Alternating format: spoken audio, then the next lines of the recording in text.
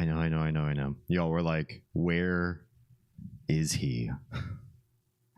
I had so many things jump up before I could hit that button that turns on my camera. So many things. Thank you for waiting. Not that you had a choice. First thing I'm going to do before anything else is I'm going to check to make sure my streamer bot is actually synced up with OBS. Thank goodness tonight it is. I already had a bunch of other things go wrong. I forgot my phone. I didn't know where it was. Kids asked for water as I was trying to find it, which, you know, they know how to take an opportunity and run with it. And I was putting new stuff up on backdrop. Of course, on a night where I put new stuff up as a backdrop is also a night when other things go wrong. And then the Twitch interface on OBS won't load, which means I've got no way to view your chats. So I made an ad hoc way to view your chats so I can see you all talking with me. Tonight is a special night. So first, let me say felicitations, my family of fledglings and ghosts. It's so good to unsee you. Pleasantries out of the way. We're doing an Ask Me Anything, but it's an Ask Us Anything. An AMA turned into an AUA. Why not? I think they have to be AMA for people to know just what the hell you're talking about. Nobody knows what AUA is. Don't use it. Don't even try. It's bad marketing. On relationships, marriage, parenting. Sam, hello and welcome. I see them ghosties. Way to flex the ghost. Good job. Very nice, very nice. And also welcome to First Champion. Don the armor and protect us all. We're going to be doing a little more cultivation of Fort Kelvin and a little AMA session with the Streamer of Oz this evening. A sinner, welcome back. If I had known I got a cool meme from Ghouls and Ghosts, I would have said something a couple minutes ago when I showed up. Well, now you know for next time. Yes, First Champion is a thing. Welcome to Roa. Woo! Ah! You got me. Heroes to you as well. All right, let's pop into Discord, and without further ado, we'll begin taking questions from the lot. Hello. Hello. Well, hi, Oz. Hello. How are you doing? Better now that I think everything is set up for tonight's stream. I was running a lot. I'm warm. I'm warm. Yeah. Yeah. I have this game at 20% and it still feels way too loud. It is down to literally 10%. It finally feels like a normal, like, gentle sound level. Wow. It's loud as fuck. Yeah. I don't understand why. There are a lot of games that I just feel I have to turn really, really down. The chills have arrived. Hello, Kumo. Welcome on in. Center says Ghouls and Ghosts was one of the hardest games ever for my youth. Honestly, even in 2024, that game is hard. Yes, it is. That's one of those games that they're like, it's short, but we're going to make it long. We're going to make it long because you're going to need to memorize everything in order to get good at the game. You need to learn all of our weird quirks and quips and all that sort of stuff. And furthermore, you have to play it twice to beat it. Yep. Which is just so cruel. Yep. Akuma says, I have to do a bio because I was swimming, but I'll be in soonish. Sounds good. We might be joined by Akuma very soon. Ooh. Sounds good. Sounds good. But yes, we are doing an AUA. I'm just calling it an AMA. Otherwise, yeah, we're gonna confuse the masses. I mean, Yes. let them be confused. Let them come in and ask questions. What does this mean? Well, I don't know. Why don't you ask us anything? True. And yes, Akuma got howls because the first thing I did was check to make sure that StreamerBot was synced up to OBS this time. Turns out once I looked for it, it was. It was just all the nights that I ignore it, it desyncs for some reason. It's rude. Figures. Gotta love how badly they troll you too. Oh, you beat the game? Play it again. One harder. Yeah, it's really cruel.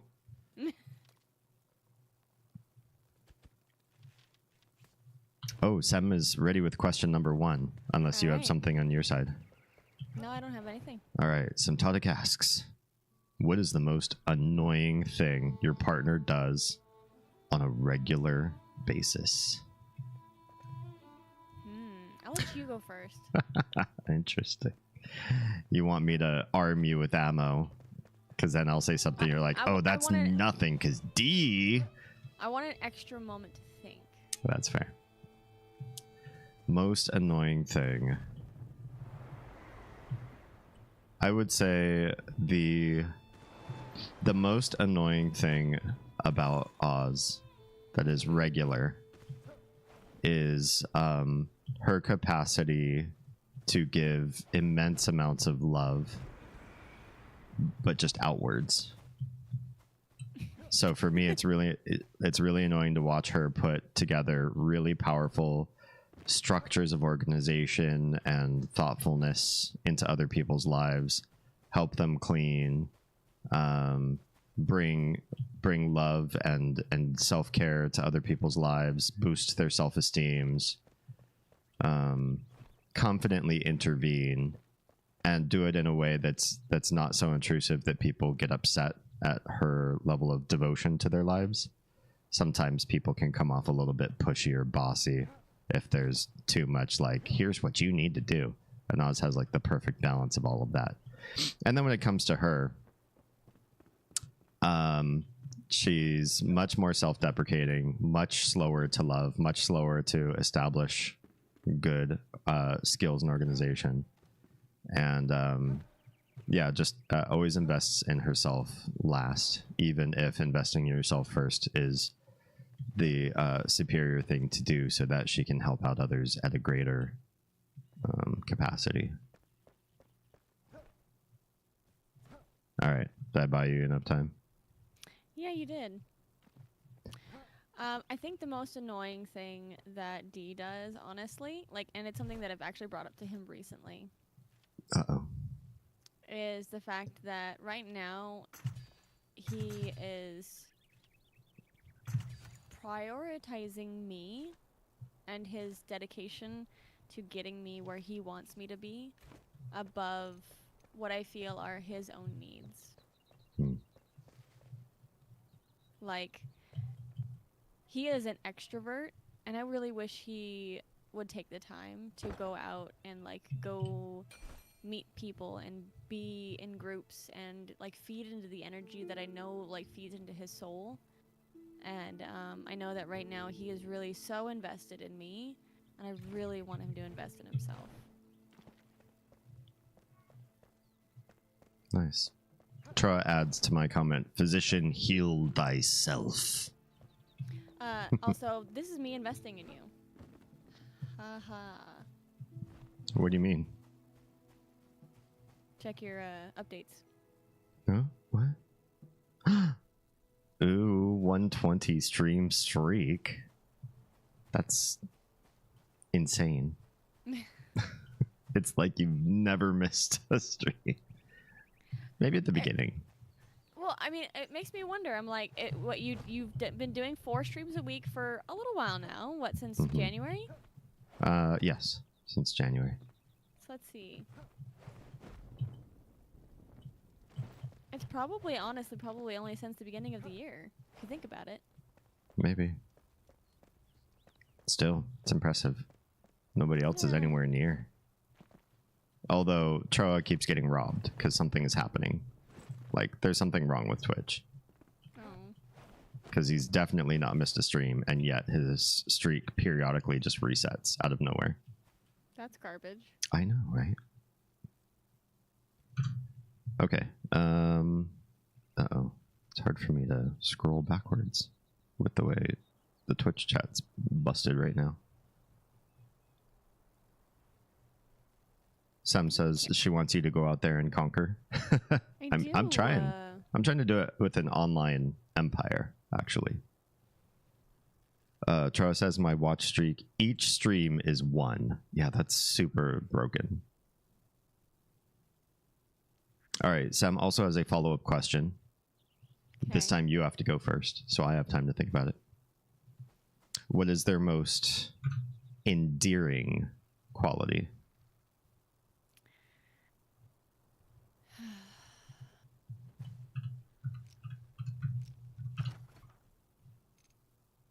I know it's really hard to think of anything endearing. I know, you're just so disgusting. Yeah, it's true. I think it is the fact that, especially over the years, you have more and more embraced not only just like your inner child, but kind of your inner goblin, even though you've kind of felt like in the past you weren't really goblin-y. But I allowed you to be like immensely silly and immensely just like childlike.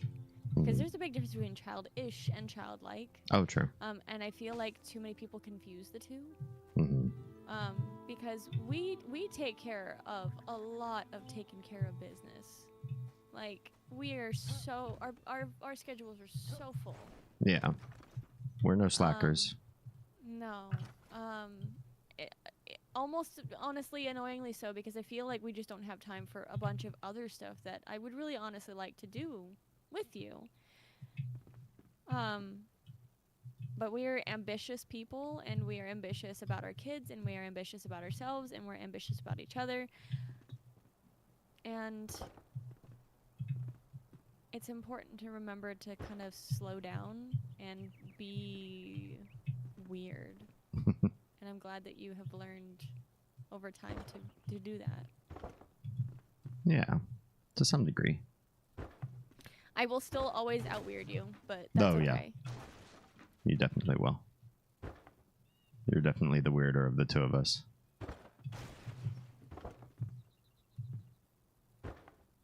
Okay. Most endearing quality about Oz. Nothing.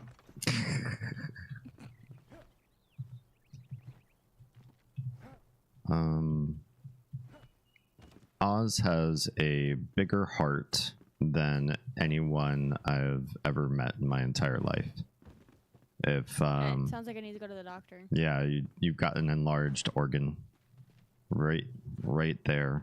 It's 3 sizes too big. You need a reverse Grinch. That's what it's called. Go to the doctor and say, yes, I would like to order 1 reverse Grinch, please.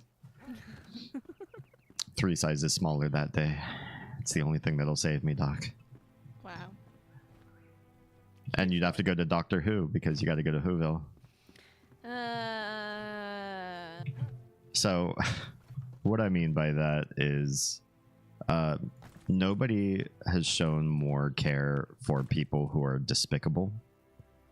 Nobody has shown more passion for people who are in a difficult moment in their lives than Oz. Her means have never been large. She grew up from humble beginnings. And so it's not like she can go out and be an activist in foreign countries and go on like big mission trips and stuff. You need to start from a place of like multi-generational wealth to just go out and, you know, spend a bunch of time not being productive and instead just trying to go and help. Yes, help is productive, but help is not money productive. No. So you wouldn't be able to pay the bills while you're out there like trying to fix the world. So you try to fix the world in your own means, and you do so regardless of how despicable a person might be. And you're not afraid to step in situations that are kind of scary, like end of life. I think a lot of people shy away at stuff that is either gross or puts our mortality in our minds, or for whatever reason makes people squeamish to take on. Like we'll do anything else but that. Like you want me to donate money to a cause? I can donate money to a cause. Just don't make me like wipe a butt.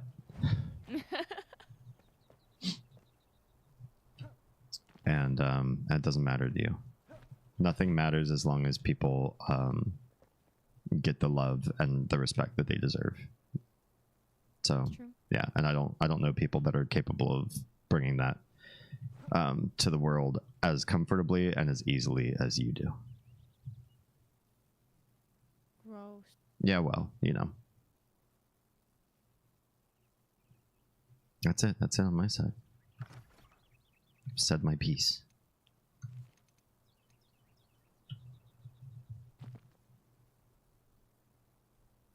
Oh, I'm almost out of this block. City wall block.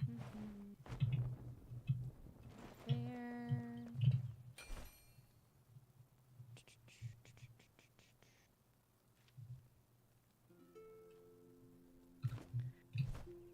Let's see.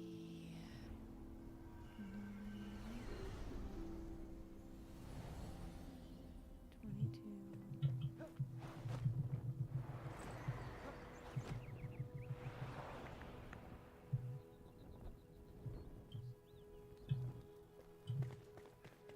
Dark flowers, wiggly,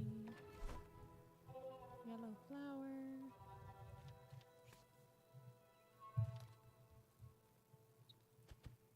You know, it would be really fun to have an enshrouded. What would be very fun to have an enshrouded? A slide. Yeah. Just be able to like run and slide.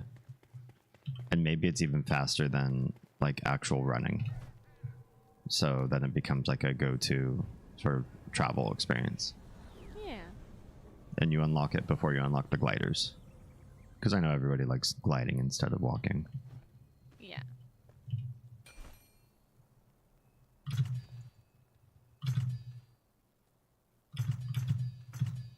All right. Are you ready for your next question, Oz? Sure. All right. Sem says, what does your dream vacation look like? Where would you go together? What activities would you do? Do you want to answer this first or me? Do you want to trade off because you answered the last one first? Let's trade off. You can do this one. Okay. So I already have an idea of where I'd like to go next. And I'm willing to be swayed. So this is just me with zero input from Oz, which is not how we do vacations. We don't have one person just jump in and say, hey, this is what we're doing. I planned the whole itinerary and you have no say. Unless it's made to be like a surprise, but we don't. Yeah, but that's different. Yeah, surprise is different from a let's plan a vacation and what are we going to do together. So this is not indicative of the way we manage the household. It's just me answering your question alone so that Oz can then answer your question alone. The next place I've always wanted to go in the world is Argentina. And the reason why I want to go to Argentina is because it is one of the most biodiverse places in the world, with people who are extremely friendly and loving of learning about other people's cultures and happy to share their own. I've met a few friends through different jobs that I've had in the past who are from Argentina.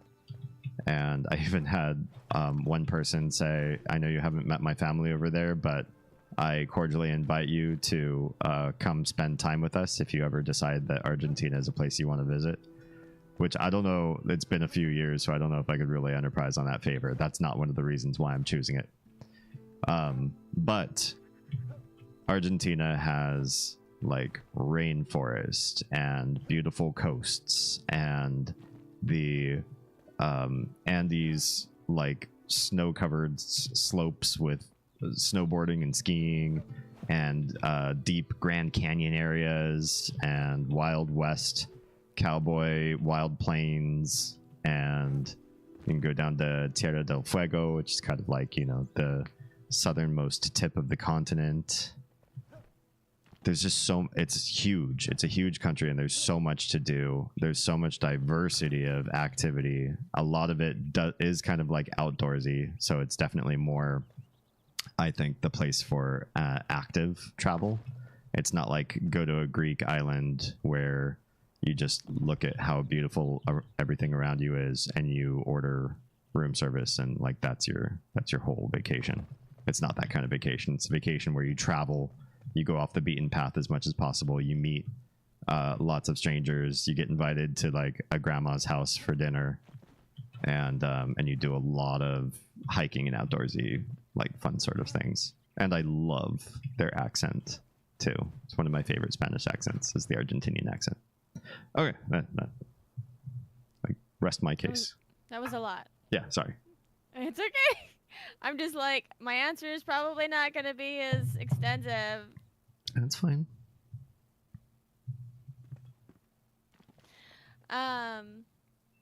So for my, and I'm about to age myself, but it's fine. For my 30th birthday, D bought me one of those kits, so you can actually like figure out where you're from, as opposed to, you know, listening to your parents who may or may not have any fucking clue where you're from. And did your parents have any clue? They had absolutely. Hi, baby. Hi, baby. Come back. Come back. Come on. I know what you want to do. It's your ritual now. Come here. Kitty times. Hi, baby. She wants to come and sit on my chair with me. I see. It's just, she has made it her spot. Mm-hmm. Lay down, baby.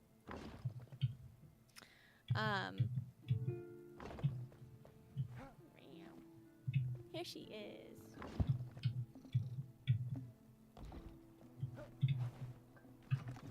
Okay, get your claws out of my... No, thank you, baby. She had her claws in my little pop filter. Ugh. I was like, please don't. Please don't. Yeah. So I finally figured out that I am not even close to like, what my parents said was not even close. And it turns out that I am mostly from like the UK area. Yeah. And I think it would honestly just be nice to travel there to be where my family is actually from.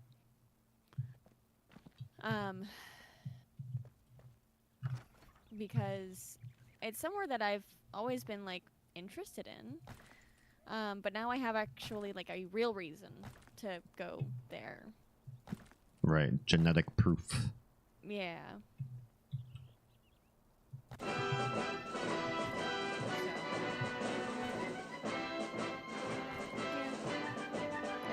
kind of my answer. Yeah. It's definitively not as extensive as yours. I don't know. It's still a good answer. It's a good answer. And I would say there's definitely a part of me that wants to do your trip, and also a trip that would focus on going to my family's ancestral lands as well. Yes.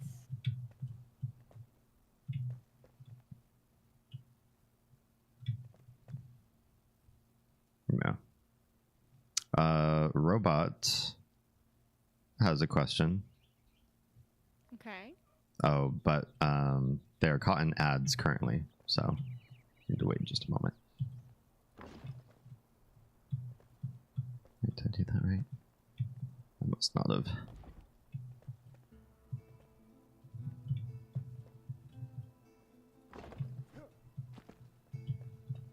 Hi, baby. Sorry for baby being adorable. Yes, she's just like curled up against me, and she's just getting her comfy butt all comfy. Mm-hmm.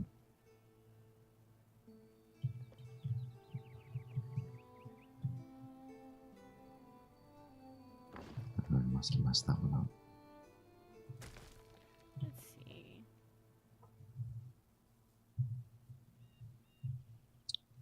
Let me know when you're back from ads, because I can't see... A bunch of things did not load correctly when I started stream.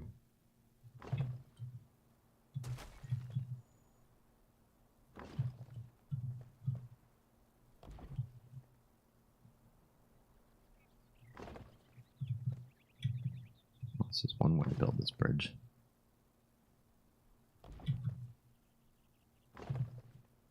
Whoops.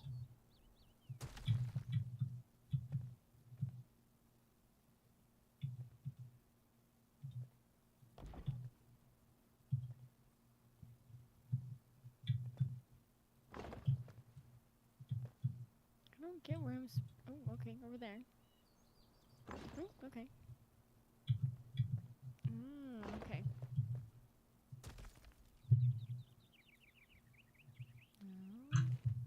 Oh, let me take a quick look. Oh, it's not a question. It's a joke. Oh.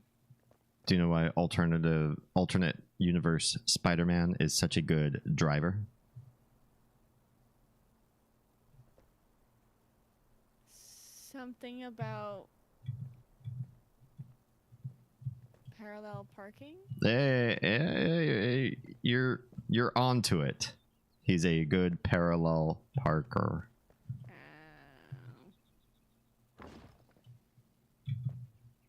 Funny. Yeah.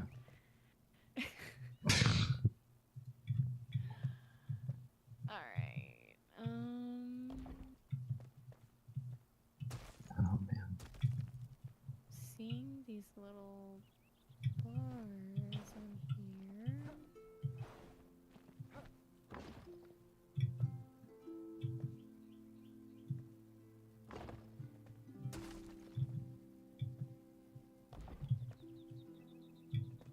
This is gonna be crooked, so I need to widen the stairs. A skosh.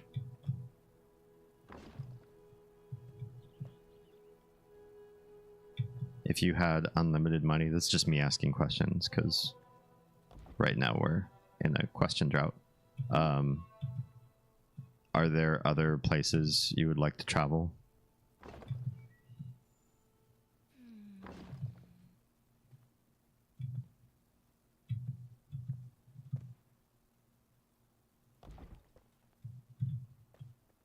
Really, it comes down to I would like to travel as much as possible. Mm-hmm.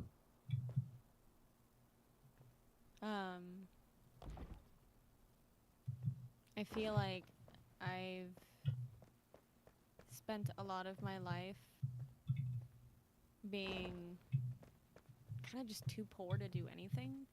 Yeah. And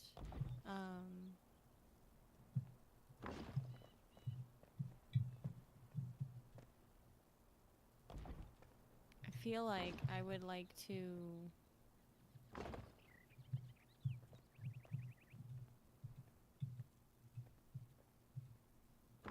more than getting things, more than like having a nice house is nice, but like you can't, like, the most you can do is like kind of stare at them. You can't reminisce on things. Mm-hmm. Like, the thing I would like to do is build memories. I want to build memories in lots of different places with all the people that I love. I like that.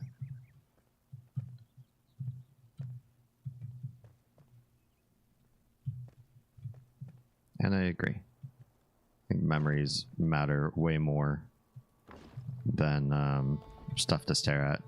Now, if the stuff to stare at is like recreates a memory, I guess that's okay. But yeah, I don't want to, like, I don't want my stuff to own me. No. So I'd really rather those memories be, what's the word I'm looking for? Immortalized some other way than, like, let's just accumulate knickknacks all around the house. Yeah. I also feel like knickknack gathering is a way for people to, like, have social clout that they sort of lord about other people's heads. It's just, I'm not a fan of that. Yeah. That kind of display of, like, this is how cool we are. Yeah.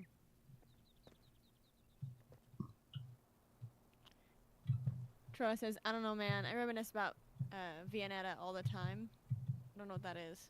It's a dessert.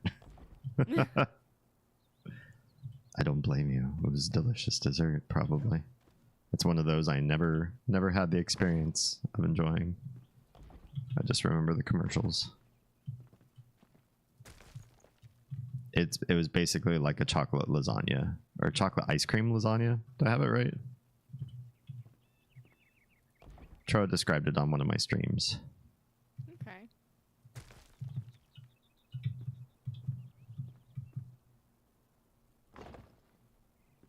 I messed these stairs up.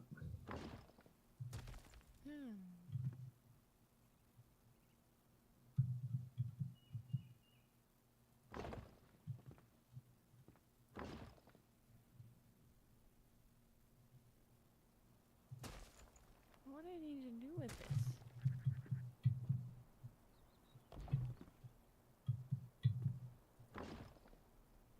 Ice cream lasagna with chocolate in place of the noodles. Yeah, pretty much. Although that sounds like you leave the marinara and the cheese in there, which sounds awful.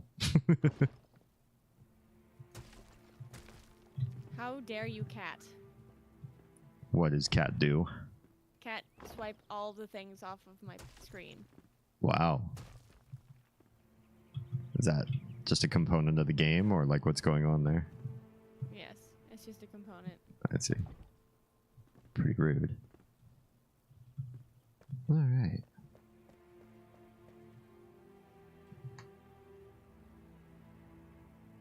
All right, next important question. I think this is one that you answer first, if I remember correctly. Do you like creme brulee?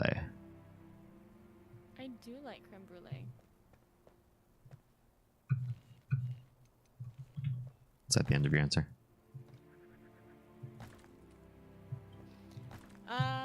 No.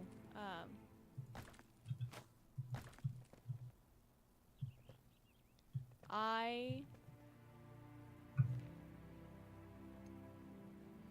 like creme brulee, but it's kind of one of those like pretty sometimes foods for me, unless it's done really well. Like I like creme brulee if it has dimension. If it's just a standard creme brulee, I'm kind of disinterested. Mm-hmm.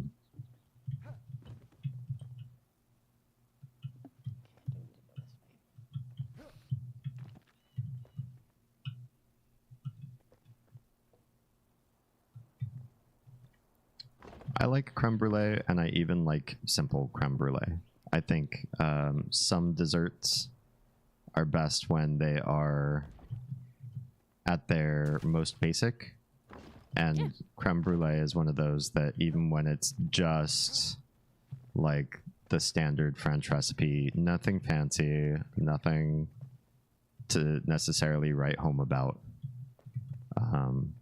that is the type that I like. I don't like extra flavors or like special whatever jazz. See, my whole thing is that I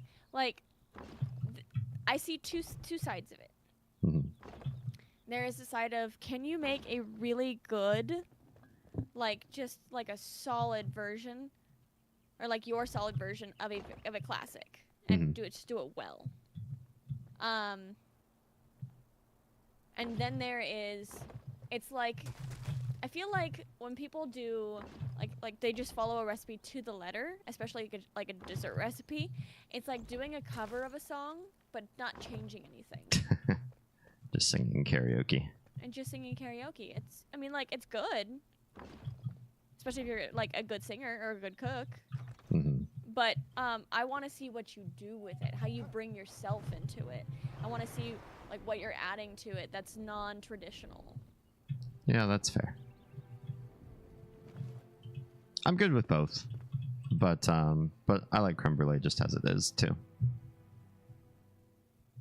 Also, Okumu has returned. Hello, Okumu. Welcome back. How was swimming today? It sounds like a really nice day for swimming. Although here it was raining. Did rain actually land on our house though, or was it just around us? It was just around us. I think it was just around us. Also, welcome Yeti.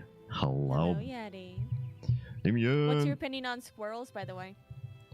Oh, I guess I answer that one first. I suppose. I think squirrels are overrated. How dare you talk about my nieces and nephews that way? They are rodents. They climb up trees. They're kind of bushy in parts, but I don't particularly. When I see one, I don't stop and drop everything and be like, "Oh my god, look, a squirrel!" They're just, I don't know, one of nature's rodentia. They're okay. I don't have any like big opinions. What is your opinion on squirrels? I feel that they are both a fantastic animal and a big fucking nuisance. True.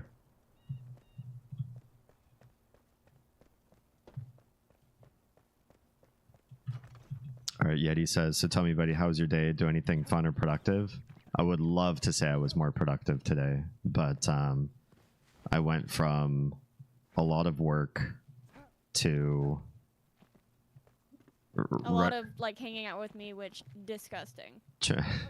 Chores and erranding with Oz, including taking care of kiddos and getting them to bed. And basically, they were still popping out of bed and asking for things like the moment we both started to have to stream. So my amount of free time to do anything fun or productive was fairly limited.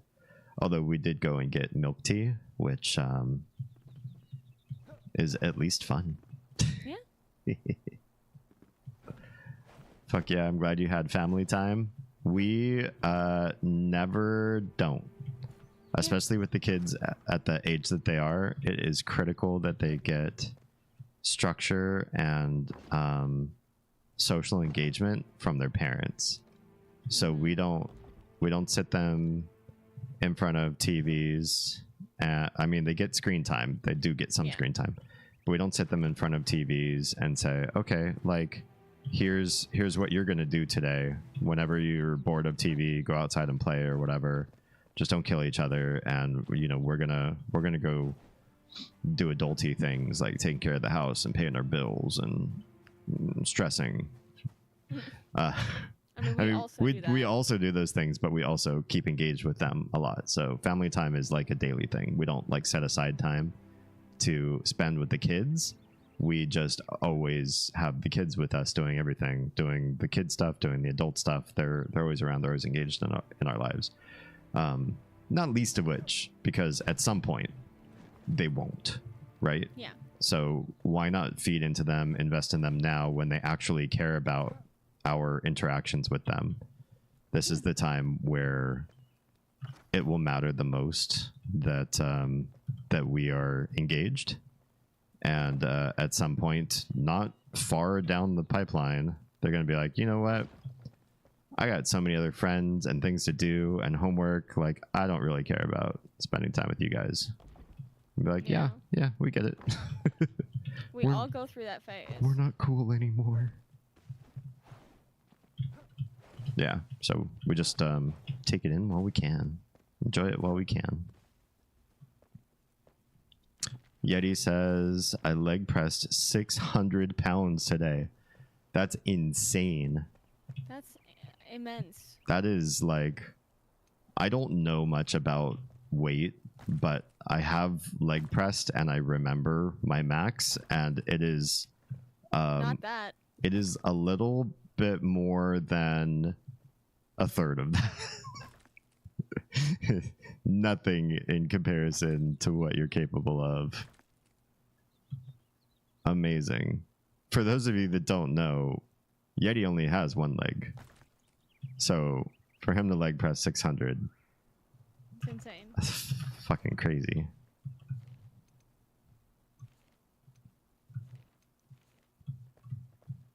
Yeah. You guys are my absolute favorite parents, honestly. I love that so much about you guys. Well, thank you. Gross. I mean, part of tonight's AMA is parenting questions, so, you know, we're here to make more people like us if they follow our advice, maybe. I don't know if that's actually going to happen. Do not actually believe that if you listen to us, you will become good parents, or that we're the epitome of good parenting. We're not Bluey. No, okay, but there's also the Bluey effect. Now hear me out. Okay, I'm hearing you out. So, how long are Bluey episodes? I don't know, 10 minutes or something? They are about 7 minutes long. Okay. So, all we see of their life is about 7 minutes. Mm-hmm. So for all the parents out there that feel like they're failing or they're not doing enough for their kid, they're not spending enough time with their kids, whatever. Because they're not Bluey's parents. No. They only see 7 minutes of Bluey's day. Yeah. So it's not fair for you to compare your whole day to 7 minutes of their day. That's fair. They could have just like been in the bathroom snorting cocaine, getting like super hyped up for this. Like, all right, let's go. Let's make these kids' lives magical. Because everything right now is so magical. My God, D. Yeah? No. No? That's not how Bluey's parents do it? No. Oh, okay. Are you sure they don't do cocaine? I'm fucking positive. Okay. I mean, they're dogs, so, you know, their sense of smell. Yeah, okay, no. Okay.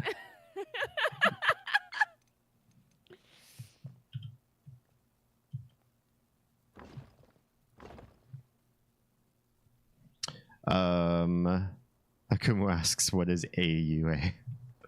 Ask us anything. It's like an AMA, but with more than one person. It's just yes. the AUA is the plural of AMA. Which would be an ask me anything, right? And yes, Kale, this game is weird. It's happy brain scratch. Interesting.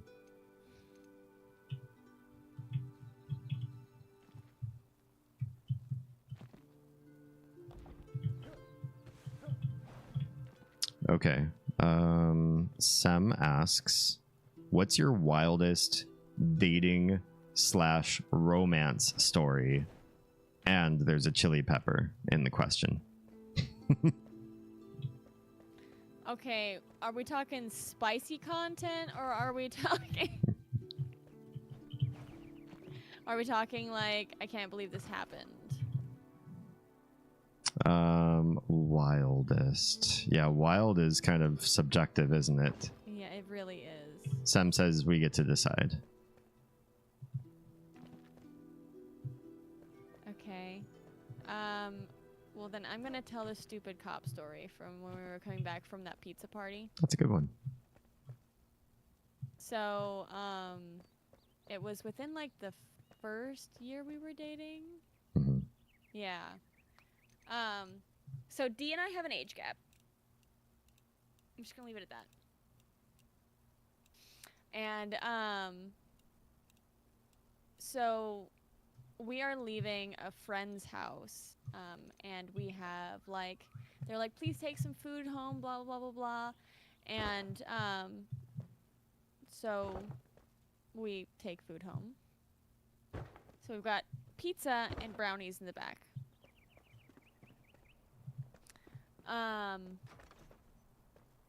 So we're at a stoplight and I look over and there is a cop that pulls up next to us. And I just passively smile at them. I'm young. I apparently fucked up when I did this. Because what does he do as soon as the light turns green but pull across every single fucking lane to pull us over? Yep.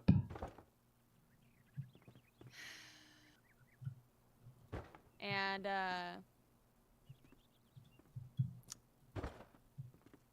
so we pull over and he gets out and he comes to the driver's side and he goes, you know,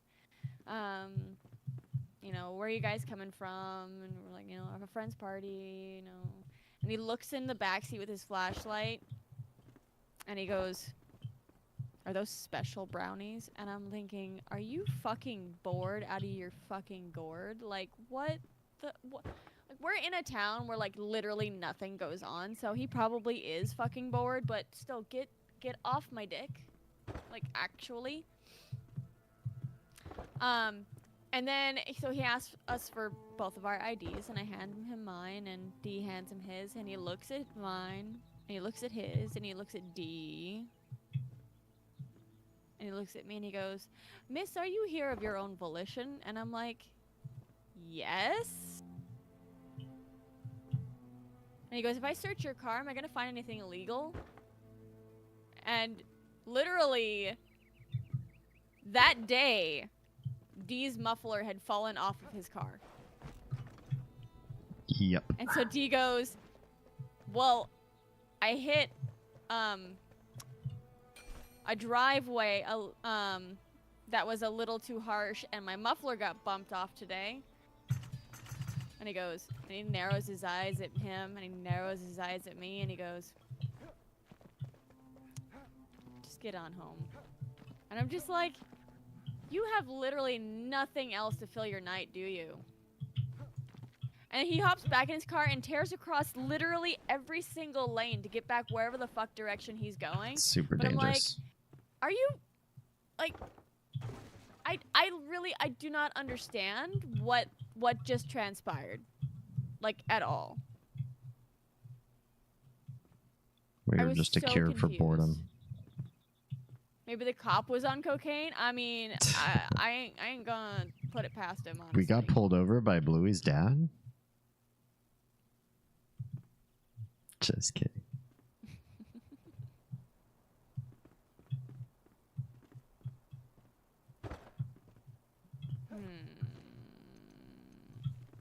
So, yeah. what is your wildest dating/romance story?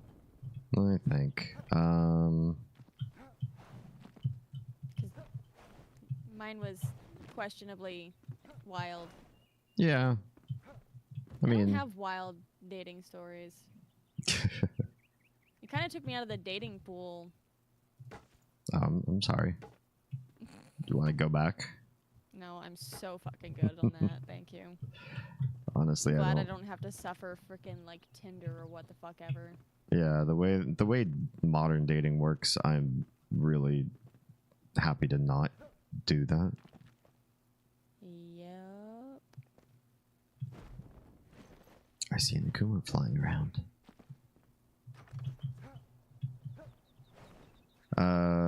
Let's think. Wild stories from our dating that are stream appropriate.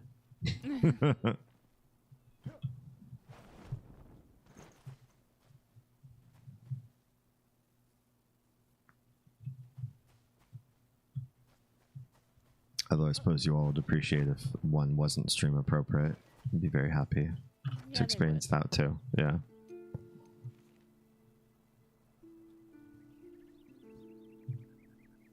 Charo says, "Why, yes, they're special. They're made with love, thank you. But no legal chemicals. Now go away." We joked about that, actually. I literally joked about that in the car with him that night.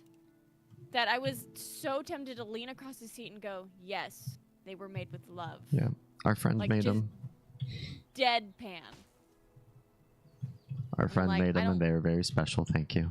I don't really need to get, like, yeah, that would have been a bad move. Because he was definitely bored enough to do something after that. If we continued down that line. Yeah.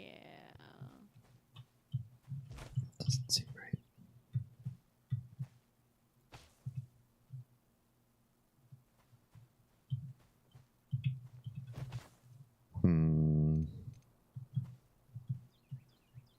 Trying to think of a good one. I mean, I have stories about things that happened when we dated, but I don't know if I'd call them like wild or like necessarily related to us dating. They're just stories that happened like when we were dating. but that's a Yeah. lot because we dated for a ton of years, a million years. Yeah, million years, A million years of dating. 1 million years, Morty. Yeah.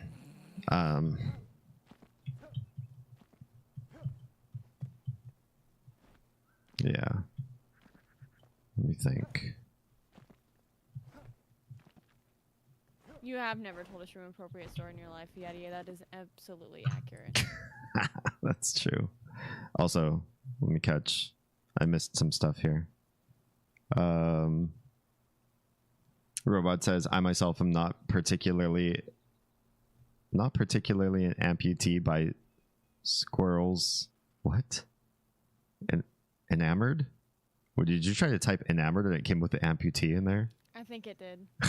Enamored by squirrels, but I have a begrudging respect for any animal that can thrive in a semi-urban environment. Yeah, that's fair. That's fair. Okumu says, watch Bluey People, not just for kids. I still haven't seen it. I've only caught like parts, but it's always on when I'm working, so. Yeah, you need to remedy that. And Akumu says Chili does work for TSA. Oh, there you go. See? Cocaine-induced frenzy searching people's cars. Yeti says, you guys are super consistent and so involved. It's super heartwarming to see. Amaya had so much fun last time we were out that way. I'd love to visit again. Anytime, dude. Anytime. And bring the kiddo. With a kiddo-friendly house. Akumi says, you don't see me now. I still see you. I know where you are. I know exactly where you're working right now, I'm pretty sure. I need to find a fork, because the fork up here that you're using is dirty. Oh, sorry. It's okay. I'll be right back. Okay. Let me take a moment and stop putting down roof so I can think of a good wild story that happened. We're not wild people, but I guess some things have happened to us in the past. Of course, when you say dating, I think of like all my dating career, but there's a lot before Oz, so it'd be rude because you're talking about us in the relationship. So focus on the story that happened after I started dating Oz.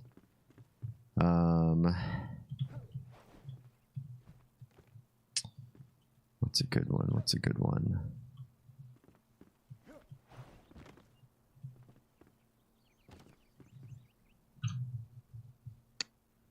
Let's see. Or it could be a romance story too. Hello, Sketchy. How are you doing tonight? I'm actually gonna do a shout out for D right now. Gross.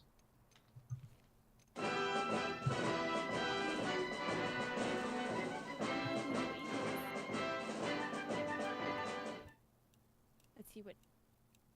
Oh, look, it's more enshrouded.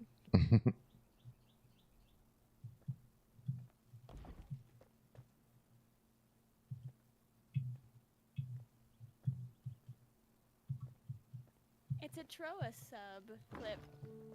Oh.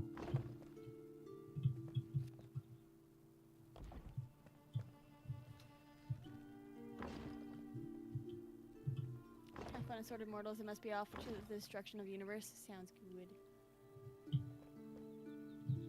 Sketchy Irishman says, I'm well. How is everybody? Damien, how are you doing? Good. I'm racking my brain to come up with a wild dating story. Currently.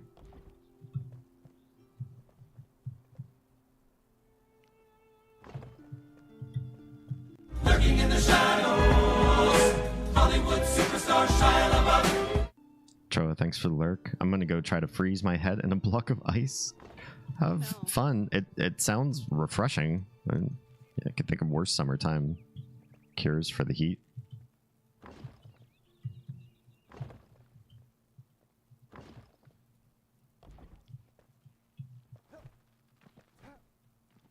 What sort of wild things have happened to us before? You know, I'm going to say it because I think there's even proof on the internet that this has happened. There was a phase while we were dating where Oz forced people to, on camera, lick her car. It is... I forgot about that! It is not as hot as it sounds. you might be thinking lick is a good thing. Licking is usually really awesome. However, there's something wrong with her car. Fundamentally, like planar tear and demonic forces coming out. It all happened one time when we went to the beach with some friends, and you were driving, weren't you, Oz? Mm-hmm. And hit a funny bump or turn or something. No. What happened? So what it was is that I was holding gelato and trying to drive at the same time. My mom wanted to go to Whole Foods and pick up beer. Mm-hmm.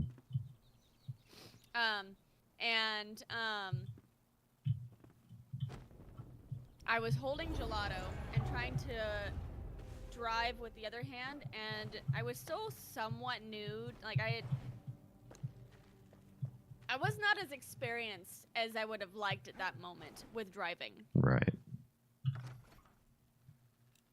So what ended up happening is I'm trying to turn sharply by rotating my open right hand against the wheel, and I'm squeezing, apparently unbeknownst to me, or no, yeah, I'm doing it with my left hand and squeezing unbeknownst to me with my right hand on my ice cream, and I squeeze it so hard that it like shower soaps out of my hand. Right. And goes flying across and just spraying gelato across the top of my car. And I was like, oh, well, I'm not wasting that. So it landed on that bar that separates the driver's side window from the windshield. And so I lick that and I go, okay, everybody's got to lick this. Yeah, your first thought is that was awful. Your second thought is I must share this experience. Yes. Hi, Mommy Oz. Had a bit of a mental breakdown, so I'm gonna relax and probably go to bed because, yeah, no spoons. I am so sorry, honey. I hope you get good sleep.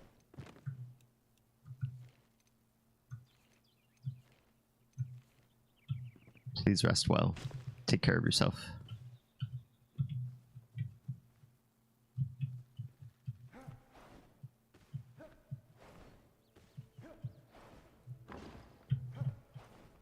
Get it? I did not get it.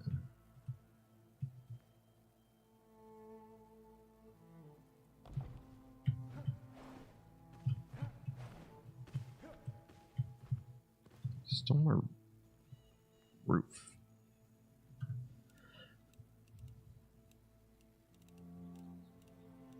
I'll fix it later. Yeah, but I believe I've got evidence on my YouTube channel. Let's double check on that. I believe this is correct because after that it just became a whole thing. Videos. Let's go back a ways. There's sushi. That was fun. It was. I think it just called it like car lick or something weird. Yeah, there it is. 9 years ago. Yeah. 193 views, 193 internet strangers watched you force a friend to lick your car. Yep. All right. Next question is, how long did you date before you tied the knot? 7 years. Yeah, I think that sounds about right. Yeti says, Damien, my bassist, got a Schecter bass with the same stripper inlays that your guitar has. Nice. Good stuff. I love Schecter. I don't remember who was in that video. Fanboy for Schecter. I think it is Michelle, the photographer. Or who eventually became a photographer, I should say. She wasn't at the time of the video. She wasn't even really a friend at the time of the video. A new friend that day. Yeah. Tara says, I got here just in time for summer/heat chats. Promise it's not the topic of the night. Sam says the schnozberries taste like schnozberries. Man, this car did not taste like schnozberry. They did not. It did not. It tasted like you would lose for every millimeter of lick, you would lose a day off the end of your life. Tara says cars are dirty and gross though. I wouldn't want to lick one. This was on the inside and it didn't taste like it was dirty. It tasted like manufacturing chemicals. Sam says lick it up, lick it up. Whoa, whoa, yeah. I don't know those lyrics. I don't either. Is that person still a friend? I would say we didn't really like stay tight. We didn't like stop being friends that day, but yeah, it didn't we didn't like keep hanging out, I guess, did we? No. But they were like a new person anyway. They were like a friend of somebody else that was coming, so. Yeah.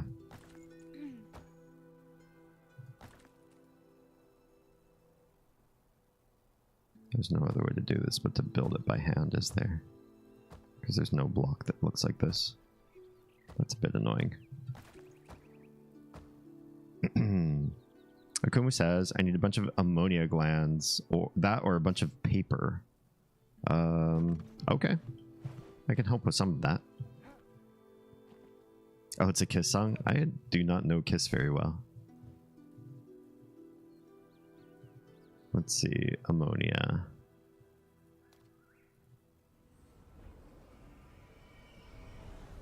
I would check the chest at the bank first and see what's there. But I'll also do a little bit of ammonia farming and see how we are.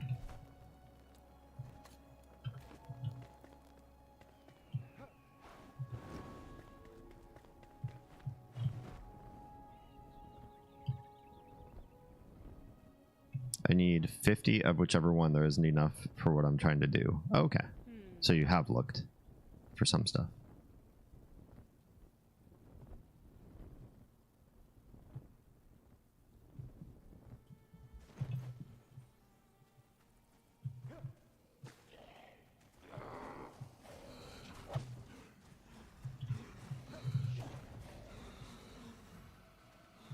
Not bothering with these guys. I did a thing earlier that if I was funny, I went to type "don't tell them," and I instinctively went to type "don't worry about it." I don't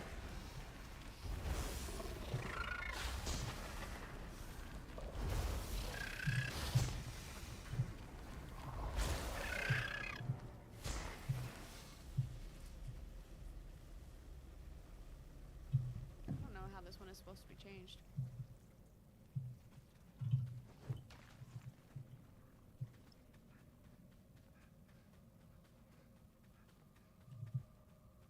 Well, everybody's questions have been pretty polite so far.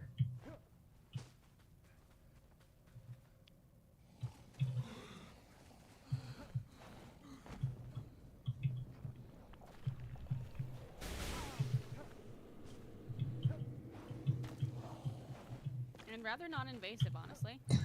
Yeah, I suppose.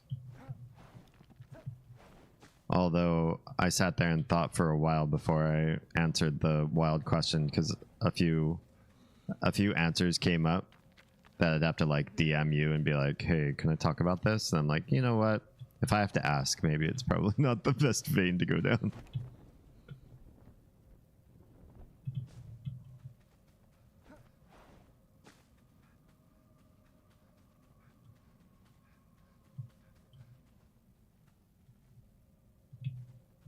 Tara says, let me think if I can think of something interesting to ask. By all means. Follow your heart. Don't ask something you don't want answers to, but don't leave the question you do want answers to unasked. We're open books, pretty much. Unless it's gonna, unless it's gonna dox the kids, we're pretty much open books. Yeah.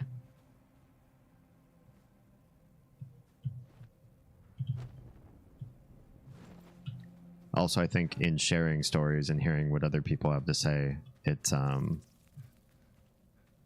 helpful. It's helpful to know where our differences and similarities lie. Yeah. It can help guide other people.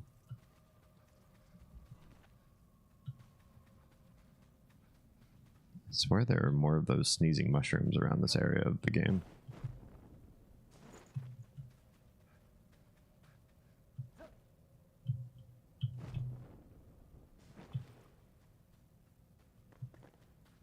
It's just like a big empty wasteland. This game is called A Little to the Left.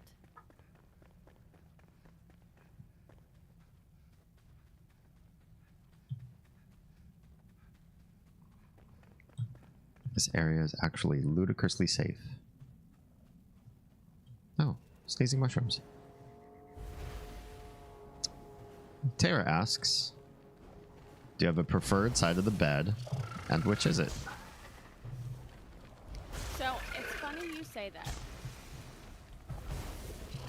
Because there have been periods of our time together that I wanted to switch sides. Mm-hmm. So we established very, very, very early on which side of the bed we slept on. Mm-hmm. And then I'd never shared a bed with anybody before, so I slept like a starfish. Yep. And I still sort of do. Mm-hmm. And sometimes So hit.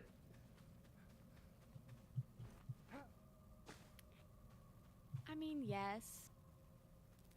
I've been smacked or elbowed. I mean, yes. I don't Didn't think I've done that ask to you. about that. Oh, okay. I'm sharing. I'm oversharing then. My apologies. I don't have control of my body because okay, I so don't have control of my body to the point where, would you say it's most nights you correct my arms? Yeah. Almost every, well, I only correct in the morning because lately I've been sleeping through the night unless a child wakes me up. D corrects my arms every morning, almost, because I sleep like this, and it makes my arms go numb. Arms up over the head. For those that are watching my stream, don't know what she's If you're not physicating. watching both streams, Or you could watch both streams. it's true. We are playing different games. This is true. We are playing different games. You can be doubly entertained if you have two browser tabs you can open up. If you're on mobile, you're kind of stuck. Unless you have Android and you can split screen. It's true. I don't think iPhone will ever figure out how to split screen for some dumb reason. Yeah.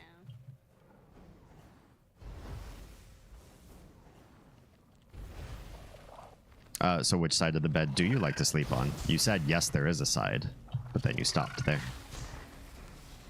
It depends on the orientation of the bed in the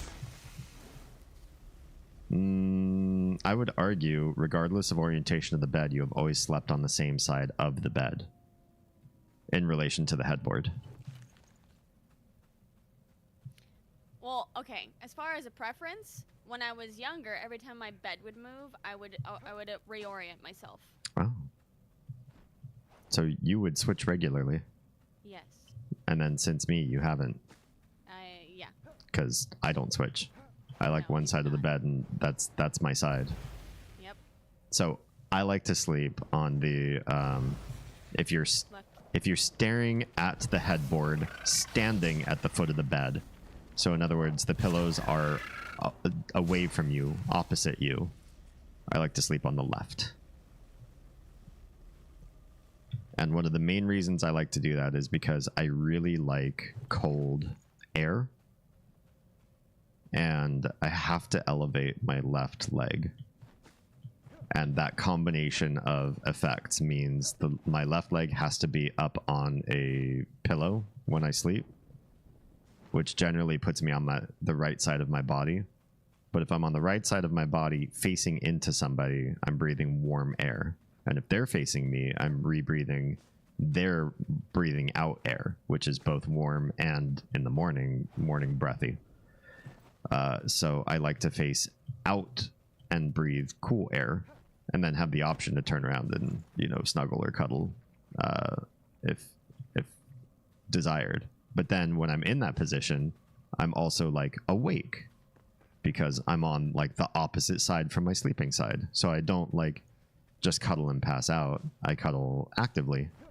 And then when I'm ready to sleep, I turn over and I have like a sleep position. Helps me sleep deeper, helps me cuddle more attentively, It's like a win-win on my side of things, anyway.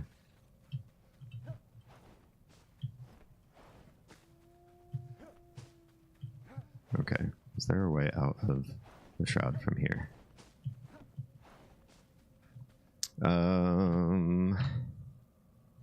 Sam asks, to piggyback on that question, pajamas or nude? It depends for me. It depends on if I am cold. True. It does not depend for me. If I am naked, the sheets wake me up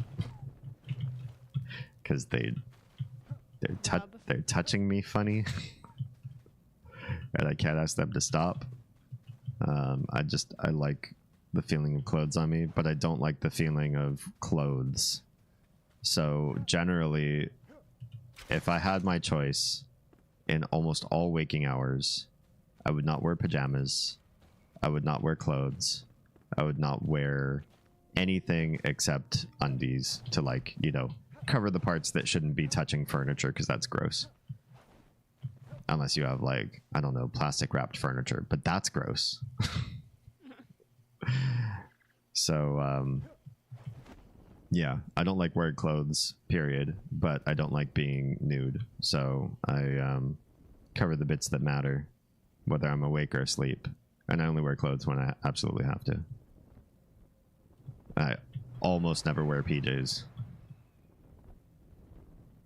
Even if it were like freezing cold in our house, which it doesn't really get in Georgia. But if it did get freezing cold, I'd probably just put more blankets on me. Probably.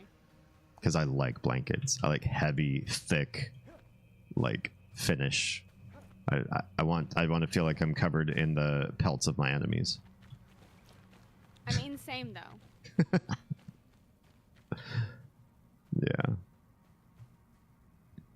All right, Sketchy asks, have you woken up to any bruises that you didn't have when you fell asleep?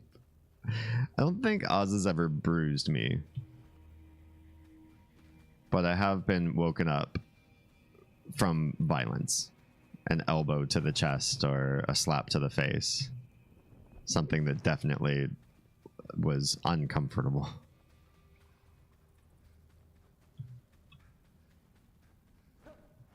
I don't know that you've ever really bruised me much, though. Maybe here and there.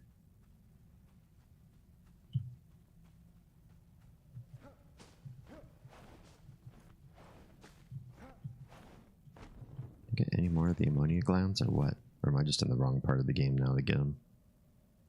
I am. I should be going like that way. Tara says I'm nearly out of data for the month. I can only afford one stream at 160p. Oh no. Take care of your data. Yeah.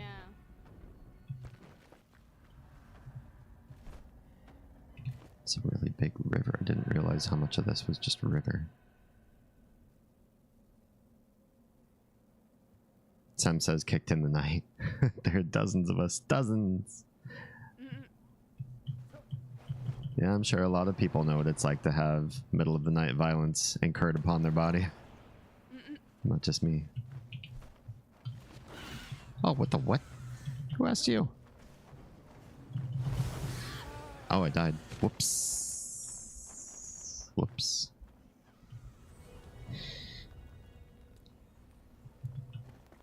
Well, that was less than optimal. Tara says, my ex stabbed me in the ribs with his thumb while we were sleeping once. Ow. Ow. Awful.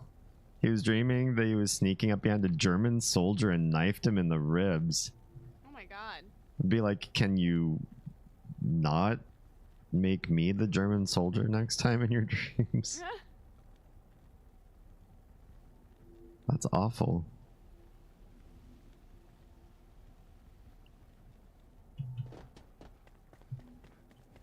Alright, how the hell do I get back there?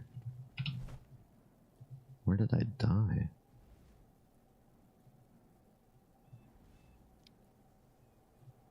Ugh. Ew. A place like far away from... No, no, no!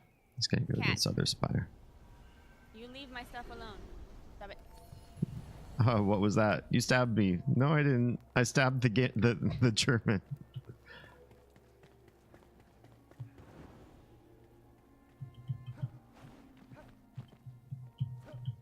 The music for this game makes me think of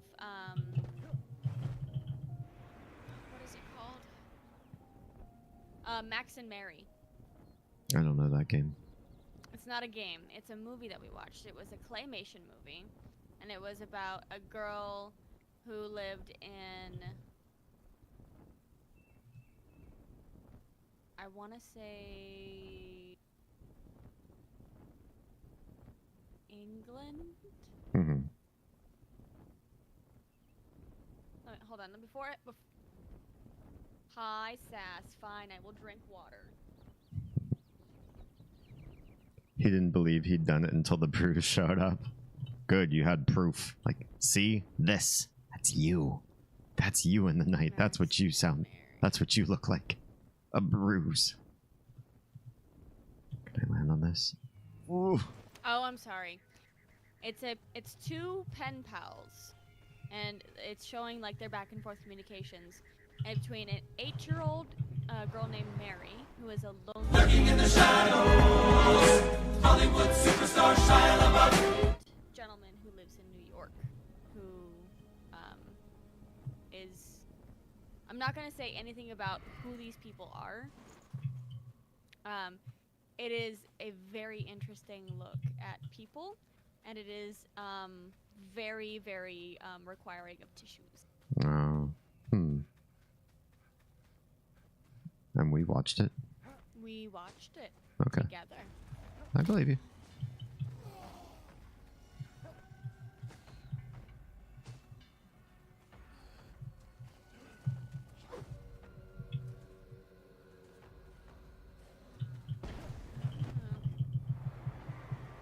Wait, is this all lava? Okay, this actually looks familiar. Oof. I'm gonna come back with what I got, and then we'll see from there. Plot twist, you have German heritage. You were the German after all, in the dream. Thank you for the lurk, Sam. Nearly a 50-50 mix. I can drink, I tell ya. There we go. Let me get out of here.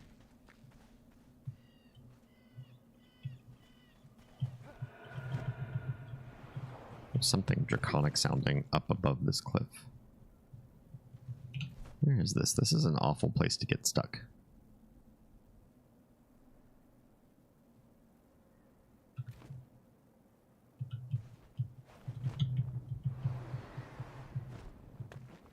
Good.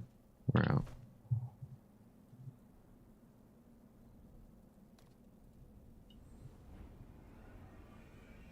Not sure what I am. Mostly Irish with a bit of Scottish on my mom's side.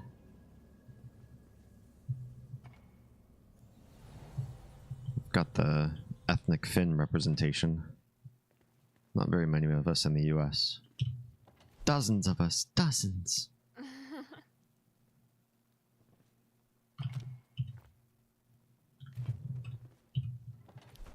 Alright, let's see.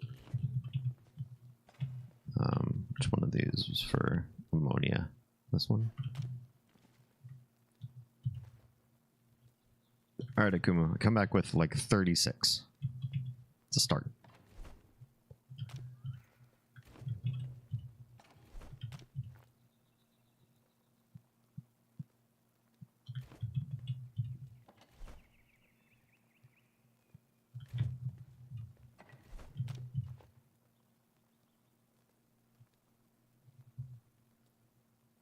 So there's some stuff to just break up here.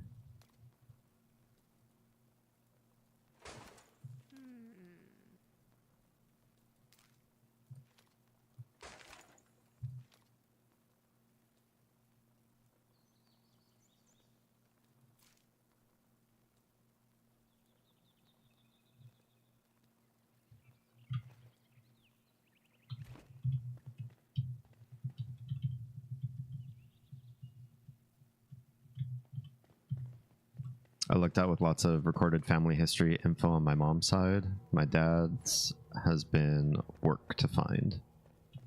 That's kind of neat, though. I'm glad one side is heavily engaged with their past.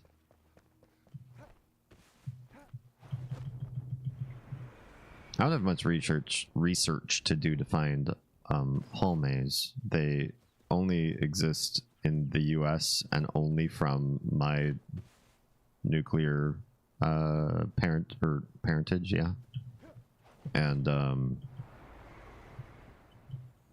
besides that, they're only in Finland and only in one part of Finland. So I can, like, all you have to do is look up the last name and you'll completely see the one place in the world where my family is hailed from.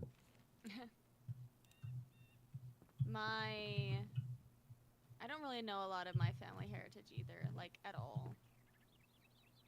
Given that my parents really had no idea about much of any of their heritage, I don't really have a lot of background that I feel like I can depend on. Yeah.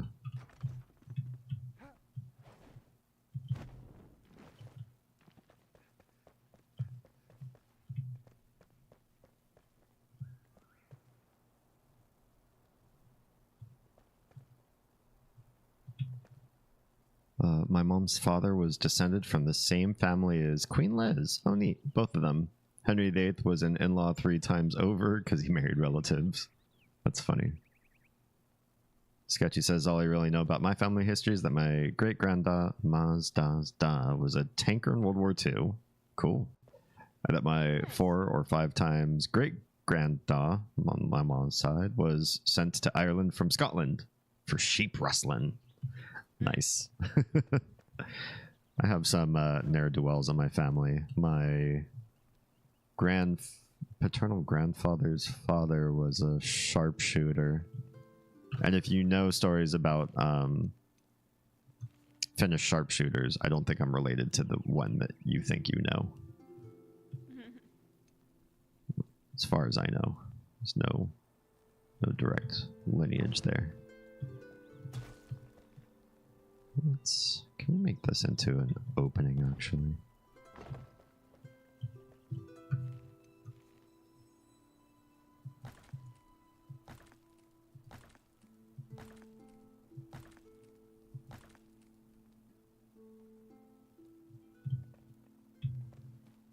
That's kind of sunken too. Maybe that's okay.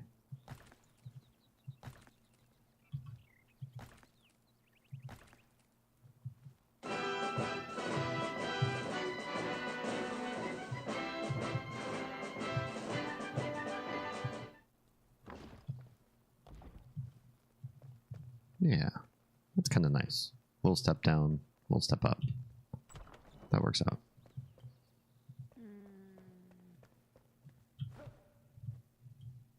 Oh, whoops. Whoops.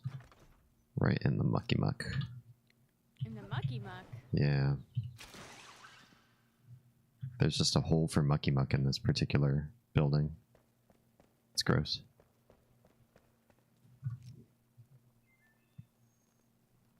Thankfully, he wasn't done for sheep shagging. Otherwise, I don't think I'd even be able to live that down. Yeah.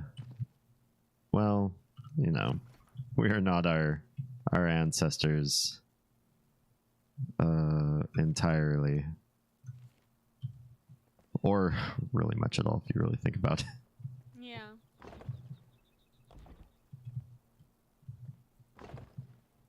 Everyone makes their own choices.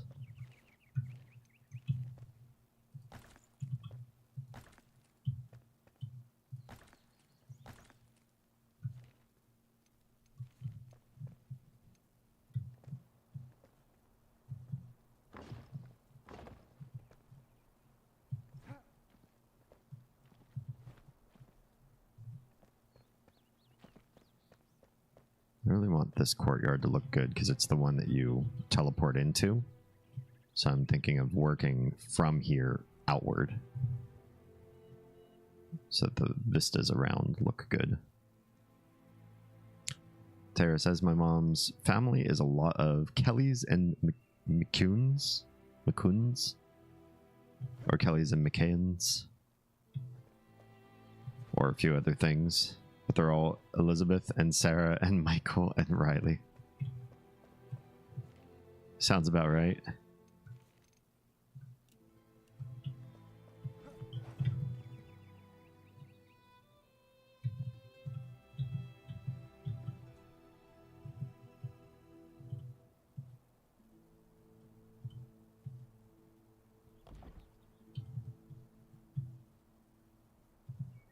I feel like I'm just pushing around bullshit.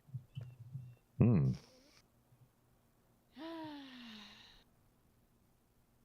I don't see the pattern.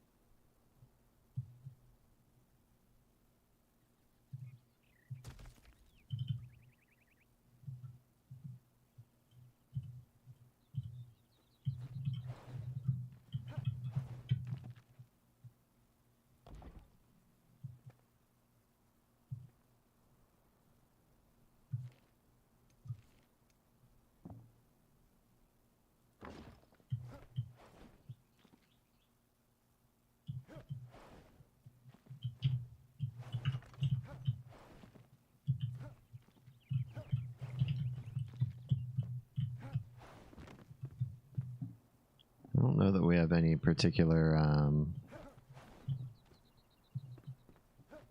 name conventions in my family's history. What we do have is a lot of second marriages. I really wanted to break that cycle, but then when I was faced with that question myself, say, you know what? Maybe my ancestry is onto something. Maybe they will learn something that I should have learned too and didn't. Maybe your family has bad pickers initially. Bad pickers. Yeah, I think I come from a long line of bad pickers. Because I feel like a lot of both sides of my family were like, we'll find romance probably the second time around.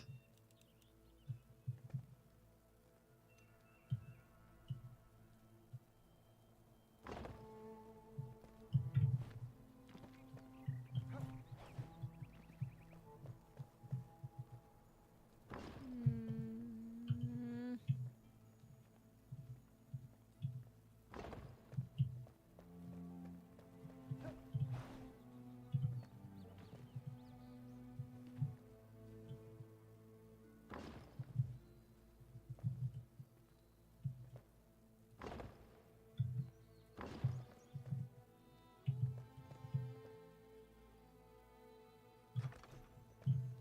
Leaving some rough stuff in just because it gives more character. And it was already there, so I don't have to futz with it too much, and it just adds a little bit of extra something something. Might as well. Yeah. Nothing like big rubble, just like a couple loose bricks here and there.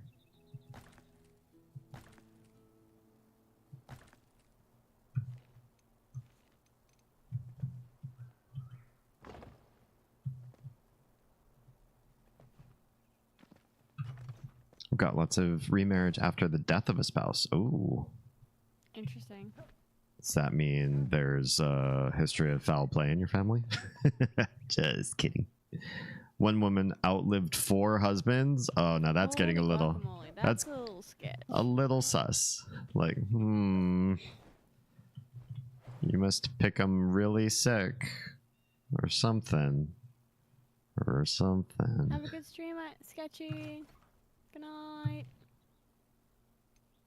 See you, Sketchy. There we go. Instead of futz with it forever.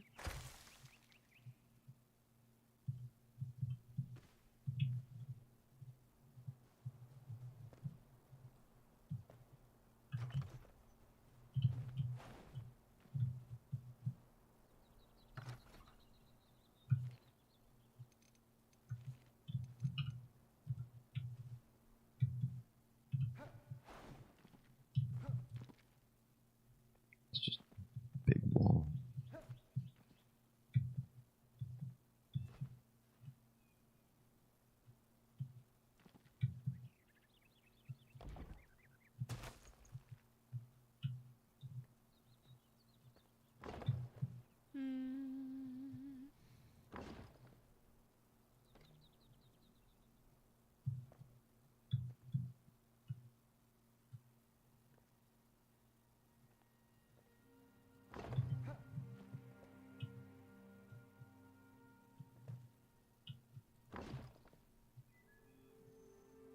Look, the menfolk went out and got hurt, and then they died because healthcare in the past was what it was. That's true. Used to be that if you wanted to show how worthy you were and you were male, used your body. Yeah. You used and abused your body. You generally showed off how willing you were to put yourself in harm's way, and that was your value.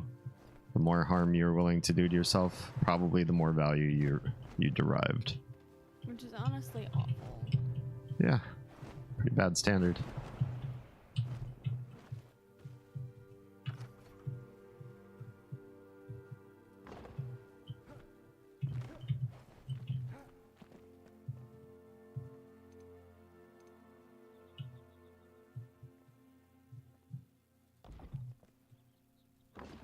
Mike, am I scrubbing something with this?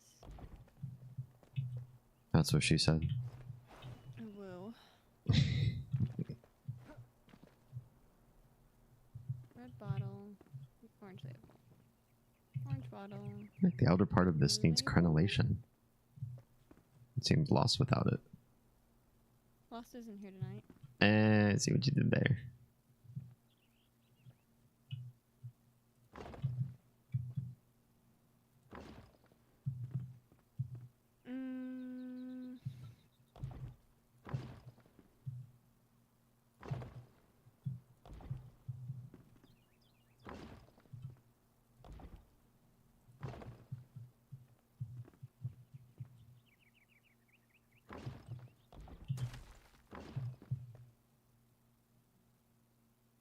They weren't her fault, obviously, and I think she had children with all but the last one. I mean, can you prove they weren't her fault? Just kidding. I won't besmirch your family. I don't know anything about them.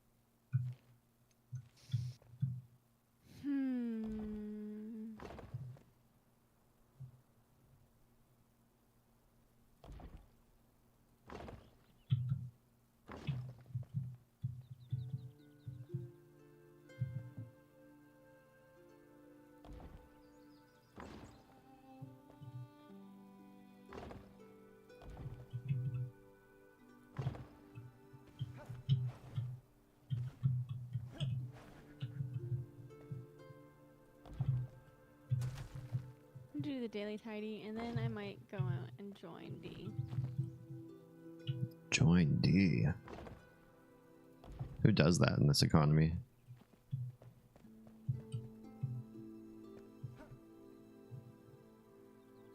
You'd be surprised.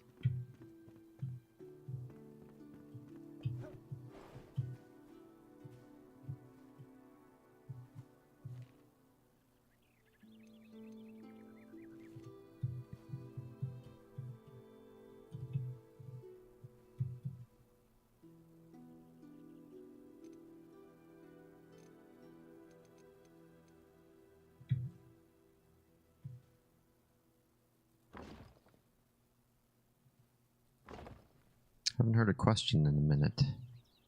I haven't either. Do you have any questions you've always wanted to ask me in front of a live studio audience? Not really.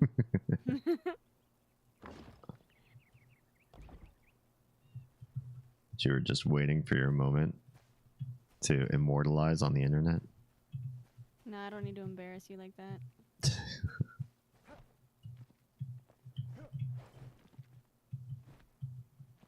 Oh yeah, I forgot I was working on something in here, wasn't I? I mean, who's to say my life's embarrassing? What was that supposed to mean? No, I'm just saying that I know ways to embarrass you. Oh, I see.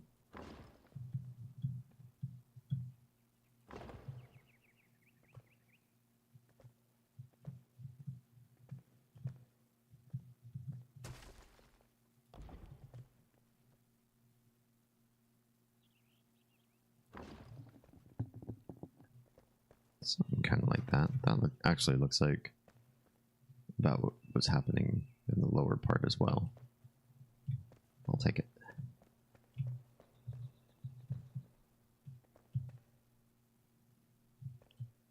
I got distracted looking at family tree things. All good.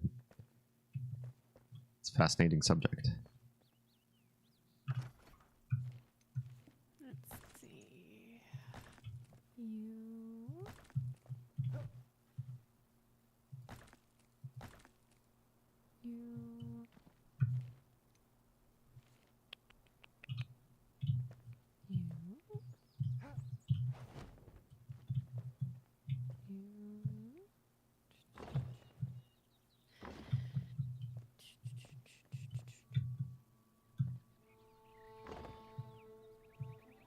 All the candy canes.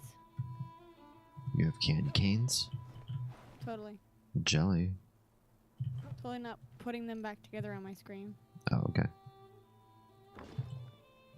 Also, you're not really that into candy canes. No, I'm just playing it up for the drama. Oh, I know.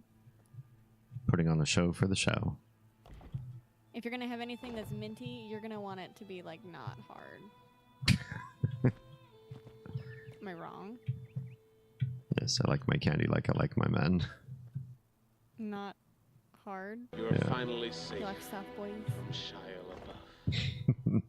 I like Shia LaBeouf. Oh no. Just kidding. You don't want to. You don't want to like. Welcome Shia back, LaBeouf. Troa.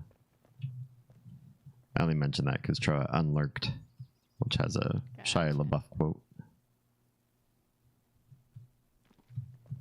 The song, not the song. Quote from the song, not a quote from the actor. Yeah.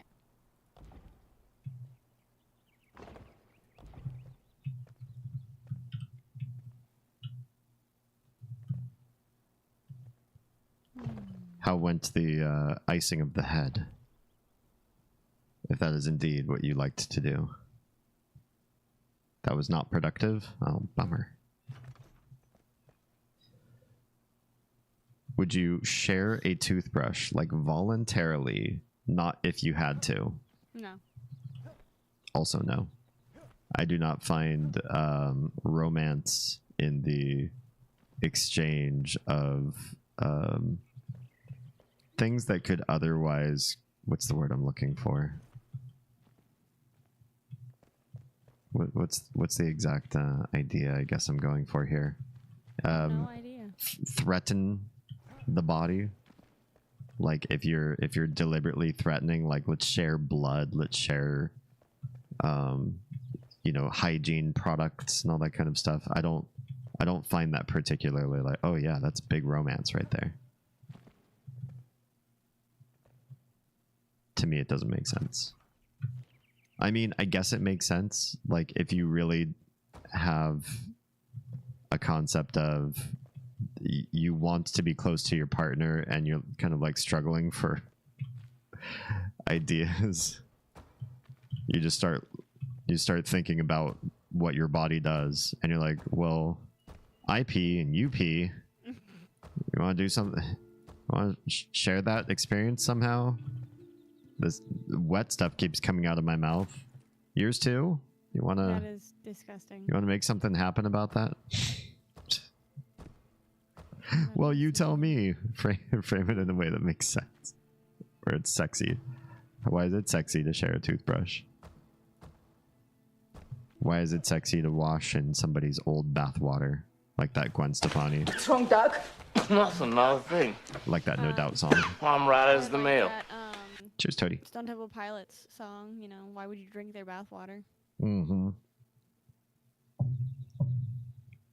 Toady has redeemed triple self-care. As I also Did not. encourage you to hydrate, stretch, No, posture check. no. Nothing? Toady, she's refusing. You can go bother her. Can you go bully her on her stream and tell her how this works?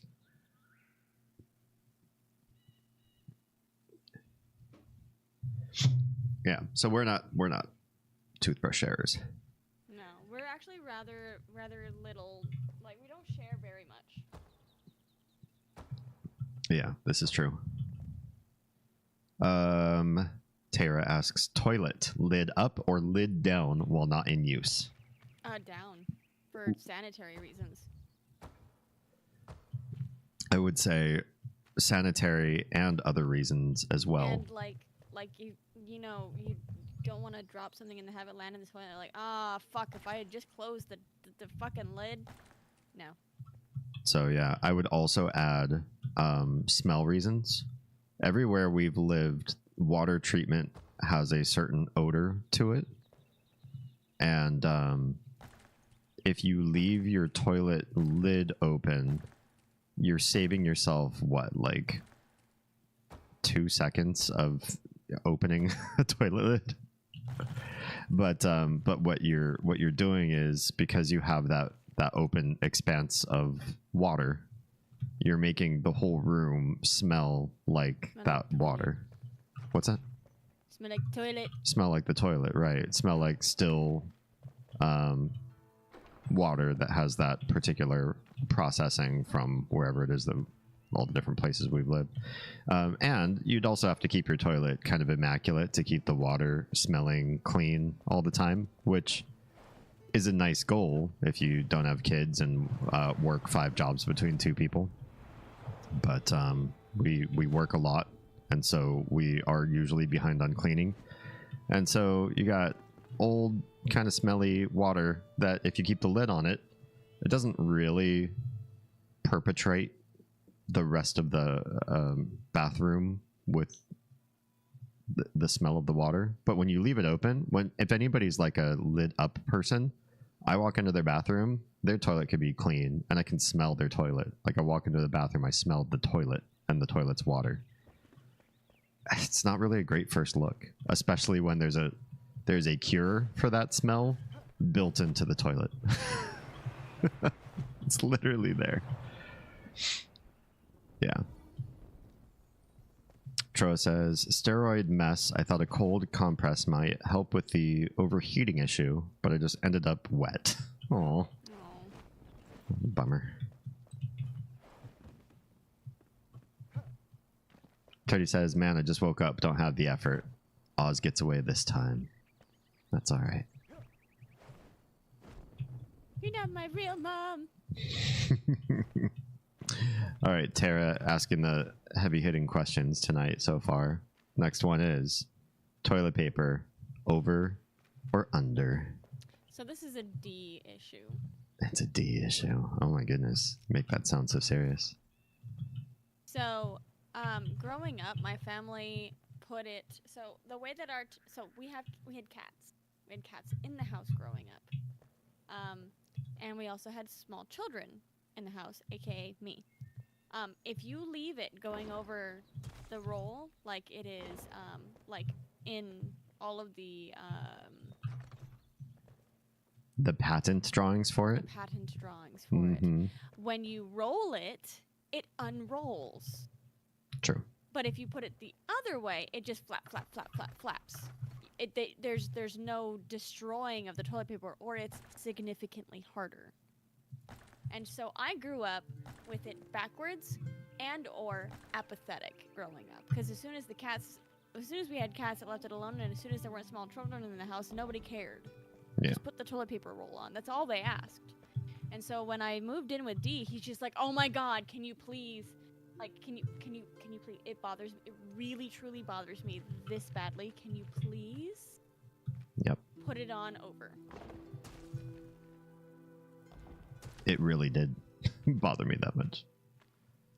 Yeah, I'm a toilet paper over sort of person, because it is the way that is patented to work. It is easier. And I do have, what's the word I'm looking for? Exceptions for cats, because I think managing cats is far more important than like having a specific standard for your toilet paper. If you have cats, manage the cats. Take care of your pet first and their crazy requirements, and then deal with like what the humans need or don't need. Yeah.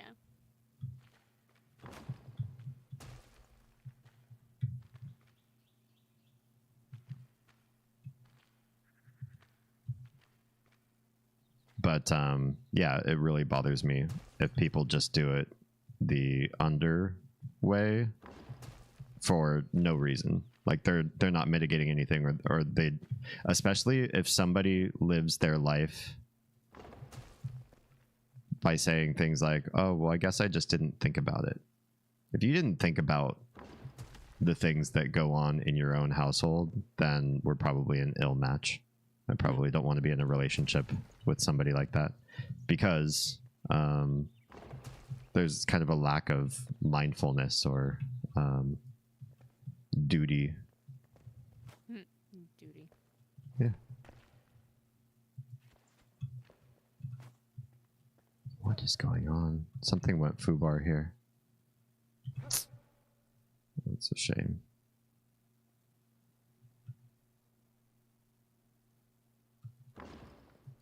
I have no idea what the fuck is going on here, and I'm gonna move on.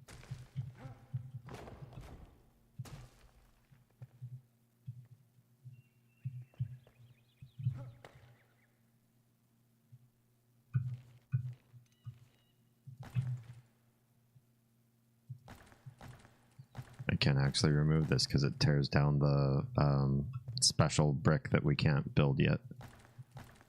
So I have to one block it. Like the weapon. This place is a mess.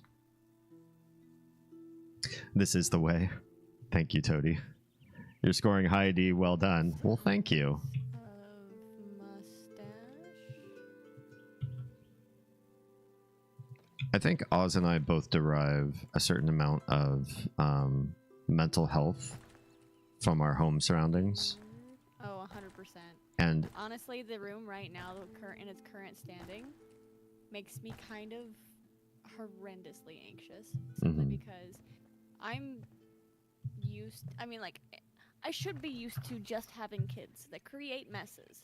But at least when they were small, like, they couldn't make too much of a terrible mess.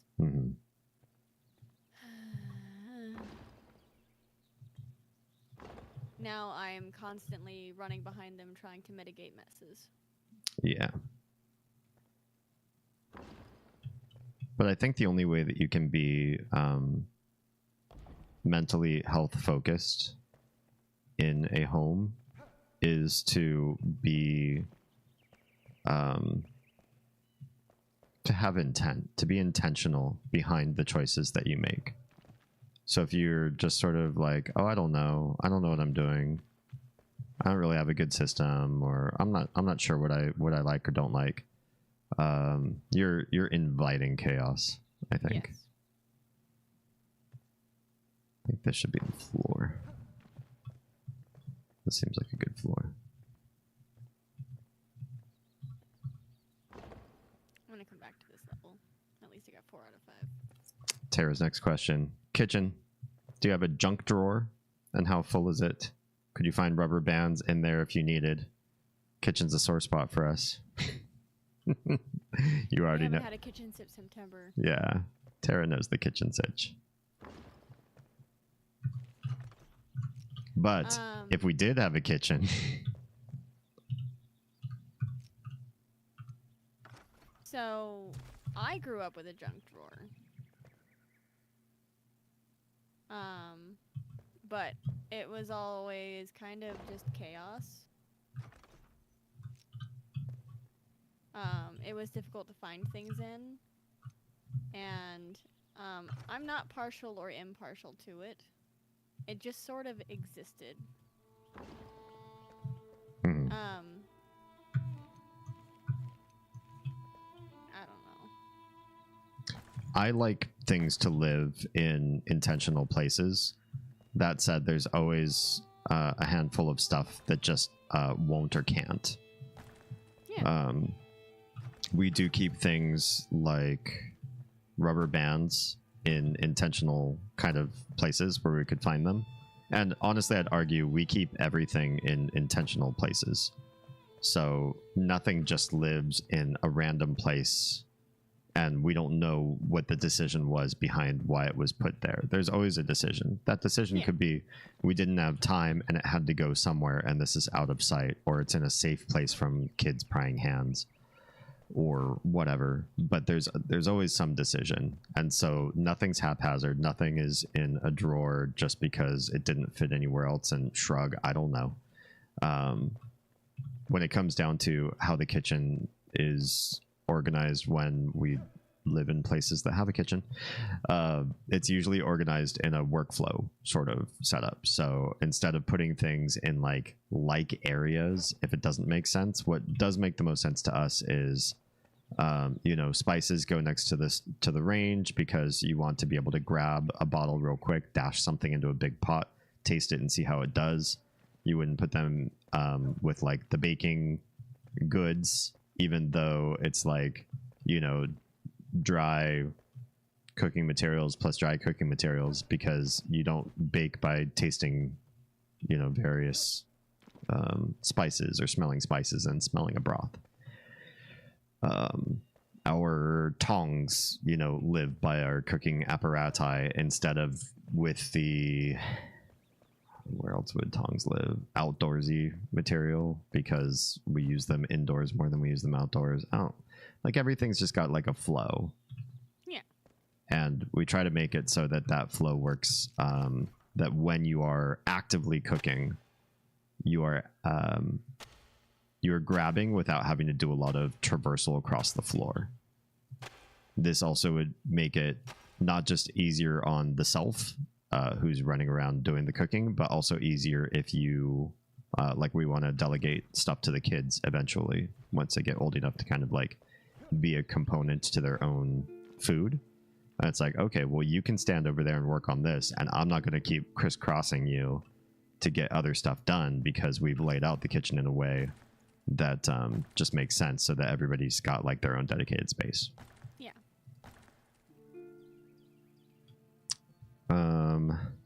Oh, Tay remembered, I guess, theoretical kitchen. Tony says, I've got a junk drawer, but it's mostly full of candles, measuring cups, and clothesline pegs. So we do clothesline pegs in like a laundry space, probably with the laundry detergent, I would imagine. Measuring cups would be separate from candles. We keep our candles upstairs in the linen closet. Well, it depends. I keep it in the. I keep like decorative candles in the linen closet, and I keep birthday candles with the baking things. Yeah, that makes sense. Or the birthday candles might even go in the junk drawer. Yeah. The candles, the majority of our candles live in an area where if power went out, we wouldn't have to try to make our way from upstairs to downstairs to the kitchen to get them, because that could be perilous. So, again, workflow and optimization oriented sort of ideas. Asking for a friend. Hello. How are we doing tonight? Looks better.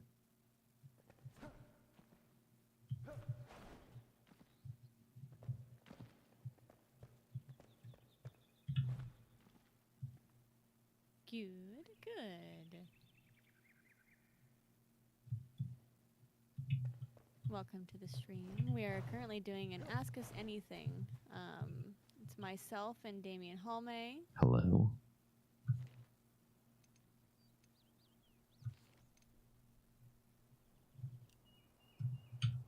Just relaxing before work. Sounds good. Glad we can be your before work entertainment. Yeah, well, come on in. Ooh, bones. Okay.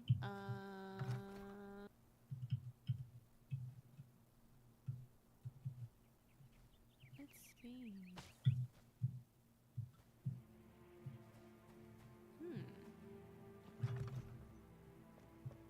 Oh, it got dark in here. But honestly, I cannot wait another 14-hour day. Woof. Well, hopefully it goes by quickly. I cannot wait to have the kitchen done so that we can have a space that makes sense. Mm-hmm. So that we can stop storing things upstairs. Yeah. In places that don't fucking make sense. And so that we can start making homes for things that used to have a home but have gotten displaced. Oh yeah. There's a lot of stuff that could be living in a better area right now. Oh yeah. And it is antagonistic where it is right now. Like, just getting through our closet right now is a absolute headache. Yeah. Tara says, I got a nice wooden spice rack last Christmas. It's great. Top tier adulting. When you're excited about your spice rack, you might be an Right? adult. No, that's cool though. I think everybody can appreciate a good spice rack. For real. Troa It's like says, my home. Oof, Oh. I'm sorry. Troa says, I have a tools junk drawer for things like nails, screws, tacks, etc. We put that stuff in the garage, ideally. Yeah. Especially because of kids. A kitchen for utensils that just don't make sense anywhere. And a writing, art, music one. Oh, you mean a drawer for utensils? If utensils don't make sense anywhere, we're likely to box them up. Yeah. At 'cause- least. Okay, if utensils don't make sense anywhere, but we use them, that's one thing. Yeah. But if it's like, well, this doesn't have a home, but like it's a frequent use thing, then we try to figure out how it makes sense within a space. Yeah. True. Oops. Cody says clothesline pegs are mostly there for my kilo packs of coffee. Oh, okay, then that makes sense to keep by the coffee stuff, right? Which I've yet to go into the jar. I miss living in a place large enough to give everything a proper home. That part can be kind of rough. Yeah, Yes. we've had that experience aplenty. I approve of that system, Troa. A potato masher, you use it, but or a slotted pasta spoon or whisk. We also are avid cullers. I think both of us come from our history of family who hoard. And so, like, if you have a slotted pasta spoon, you're like, you know what? This doesn't go in the frequent use area because we hardly ever use. Like, what do we have the slotted spoon for again? Do you ever use? Yeah. No, I don't use it. Do you ever? We're prone to want to get rid of it then, Yeah. and just say, you know what? Toss it, trash it, whatever. Get rid of it. Life is too short to be a curator of a bunch of things that you stare at with distaste because you don't even like the thing. It's one thing if you keep curios of, miniatures and fandoms and stuff, and they really bring you joy. You don't mind dusting them off because there's something about them. There's a reason why you accumulated them in the first place, and you continue to look at them. But if something's like supposed to be a tool, but you don't even use it for the tool that it is, it was a gift from somebody you don't even like that much, you don't have good memories of it or anything, you're just moving it from house to house and putting it into some corner of some odd drawer that you never look at, and then you're looking for something, like you misplaced your keys, your phone, you look in that drawer and you're like, oh yeah, here's all that stuff that I keep around my house that I periodically look at with disdain. My disdain drawer. We're not those people. We're trying to break the cycle. Yeah. I grew up with a family who really liked their dust collectors. Mm-hmm.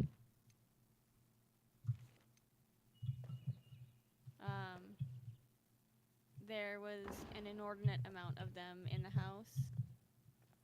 And I am, now that they're looking to move, I am finally like, does this bring you, literally there's still boxes of things. So I'm excited for my parents in one way because there are boxes of things that have literally not been opened in like 28 years in that garage. That's intense. Simply because, so my parents bought their current house from my grandparents, and my dad kind of grew up in that house. So I was really having like a kind of a big heart-to-heart with my mom the other day when we were there, and she was like, to be quite frank, this house has never felt like it was my house. It always felt like it was my husband's mom's house. And so I never felt right to put out my things into her house. Yeah. Which is crazy. It's a rough way to live. It is. Like, you should be able to enrich your home with whatever decor you decide is what is in your heart. Yeah.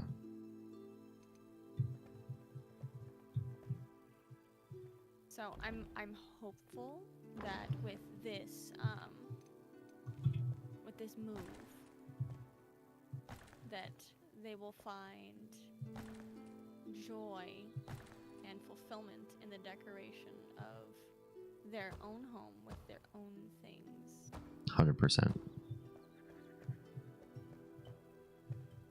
That would be fantastic.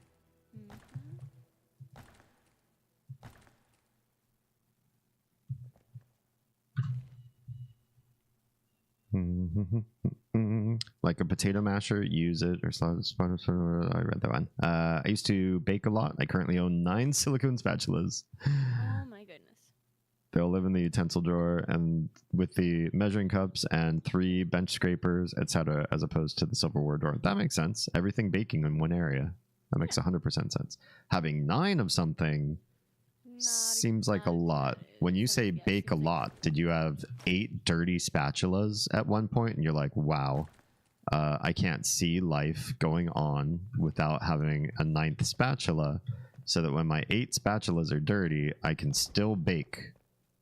Does that sound like the heart-to-heart you had to get 9? How did 9 happen? I should just ask how did 9 happen? That googly eye.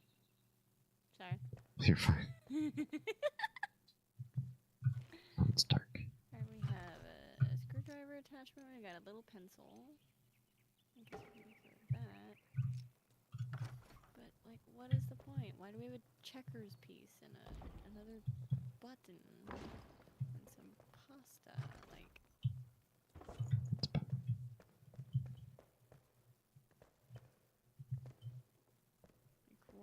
what is this?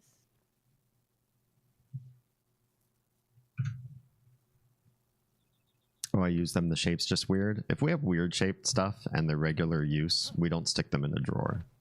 I have a friend who became really skilled at pottery making, and we use one of her works so that it is both like front and center around the kitchen and is of high utility, which both of those together I think honors her craftsmanship. And that's where we put our odd things that would be horrible in a drawer. Because if you've ever tried to open, I think this is usually an old person thing, a drawer for somebody's kitchen and it like gets stuck on a spatula. Oh my god, or just or a in ladle. The drawer, like it gets stuck behind the lip of the front of the drawer. It's the Yeah, and you're like, what? Why does the drawer have to be the place? Like, you've deliberately booby-trapped your own house so that you now cannot place something. You can't use something regularly like this drawer because you've blocked off your own access from it. It just seems pretty counterintuitive. Yeah, pretty silly. So we keep everything in like a vase that sticks them up, so they can't get stuck. Can't possibly get stuck. Bum, bum, bum, bum.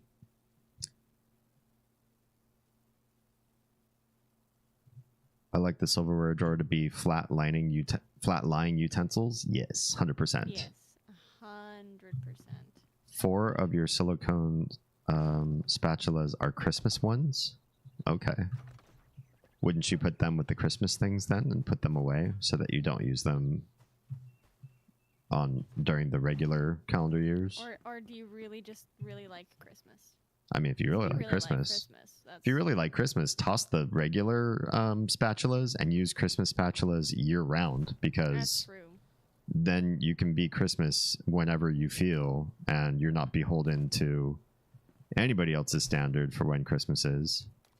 And just use Christmas stuff all the time if you want. But there are definitely times I'd have 3 or 4 in use for different things at the same time. Okay. That's true. Yeah. Honestly, having just multiples of something, because like, the last thing I want to do in the middle of something is like have to go to the sink and like wash something off when I am like elbow deep in something. Yeah.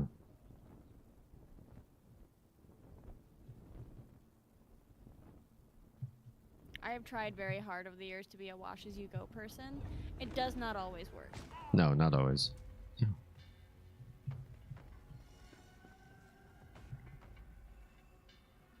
They go in the dishwasher if I need another one before we could run that load. We only do dishes like once a week. Where to store Christmas stuff is a bone of contention in my house. Oh, I see. Gotcha.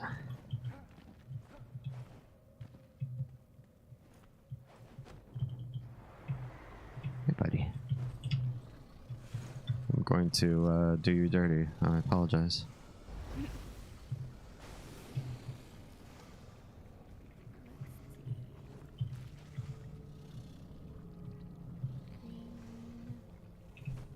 Wow, you don't even need to destroy the shroud root on that one, do you?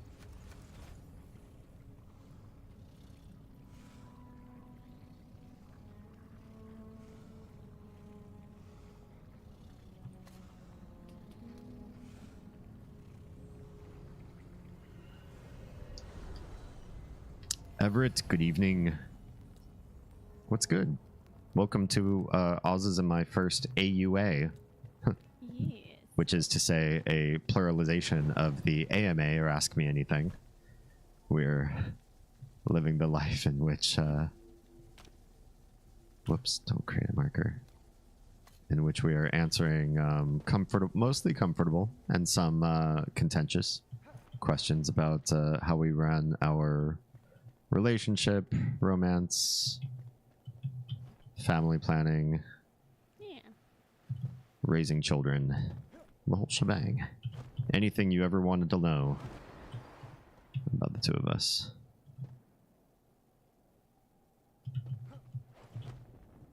While we do generally calming things. I'm doing a little less than calming things right now because reasons. Lady Nico, how goes the sick? Everett says, I'm a delegate at my party's convention this weekend. Exciting stuff. And we recessed for the evening. Oof. How do you feel it went? Sounds like interesting family history. We have some. Yeah.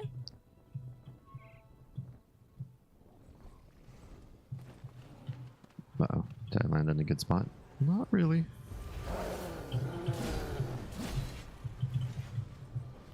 An adventure buddy? I'm not looking to do a lot of adventure, but if you want to come with. Well, what kind of adventure were you looking to do? I'm trying to get 10 shroud cores. As quick as possible. I'm up to 4, so I only need 6 more. But I've also got all the easy ones, and now they're on a half-hour timer. Because that's how shroud core timer goes.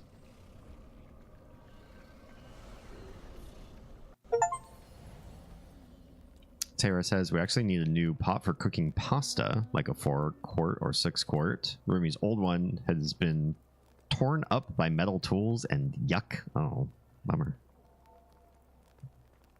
Lady Nico says, I was on time for DT launch, but I was too tired because I didn't sleep very well. Ah, bummer. I mean, you got to take care of yourself. For real. It's no fun to get yourself involved in brand new content in a game where you're gonna want to be present for it mentally. Don't push yourself and then, you know, go, wait, what just happened in the last half hour? I was kind of like nodding off while I was playing. Yeah. All right, Robot has the next question for the topic of the night. If you could be any animal, what animal would you be?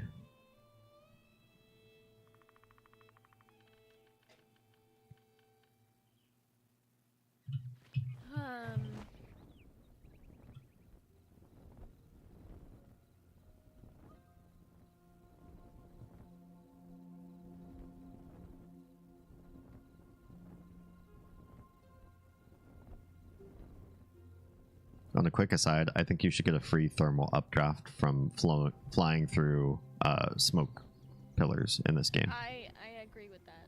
I do agree with It's that. just knowledge of, you know, how actual updrafts go.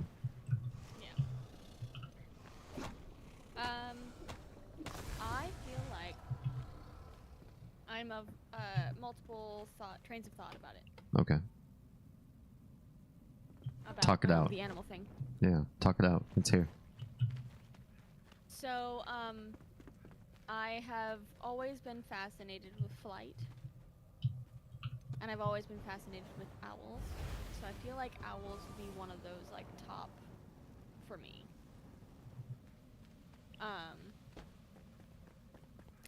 But I've always also been fascinated by the ocean, and it's funny how, like, we know more about space than we know about our own ocean.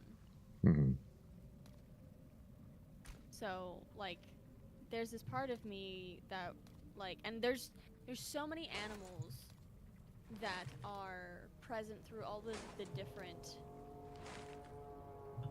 layers of our ocean. And, like, there's a bunch of animals that simply cannot live in other sections of the ocean because of pressures, because of light, because of air. It's very true. And so while I would also be interested in being like an aquatic animal, I really literally could not tell you which aquatic animal I would desire to be, because I don't know that I would even want to be forced to choose which section of the ocean I would want to live in. But I would want to be an aquatic animal of some sort. Interesting. With high mobility. So very. Fuck those, like, I'm gonna slug myself across the ocean floor. You don't want to be like attached to 100 of your best friends for life. I really don't. I don't want to be a mollusk. I don't want to be an anchovy. I don't. Yeah.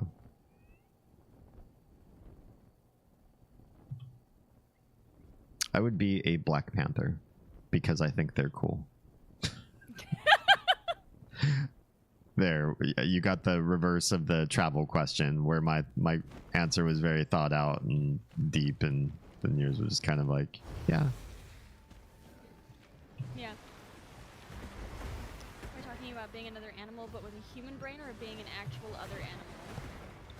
I think it would be awful being an animal with a human brain. Oh yeah. I would not wish to have a human brain if I were an animal. Simply because I feel like I would be trapped. I feel like I would better understand the shortness of my life and the smallness of my life. And the smallness of a purpose. And an ability to serve a purpose. Yeah, that's a good point.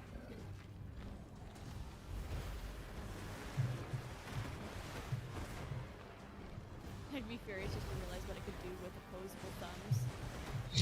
I mean, you could be a primate. You could also be. I think, honestly, primates are terrifying. Yeah, really. They are honestly horrific. Because there are just some there are just some primates that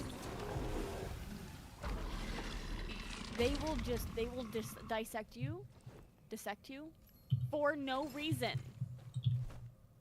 They will rip you apart for no purpose. Just see what's going on inside of you. Or just because they felt aggressive. Yep. That's a good point. Like, you are in my space, I'm going to kill you. Yeah. I used to think orangutans were like amazing animals and so like gorgeous, and I'm like, you are terrifying and I want to more fucking. Yeah.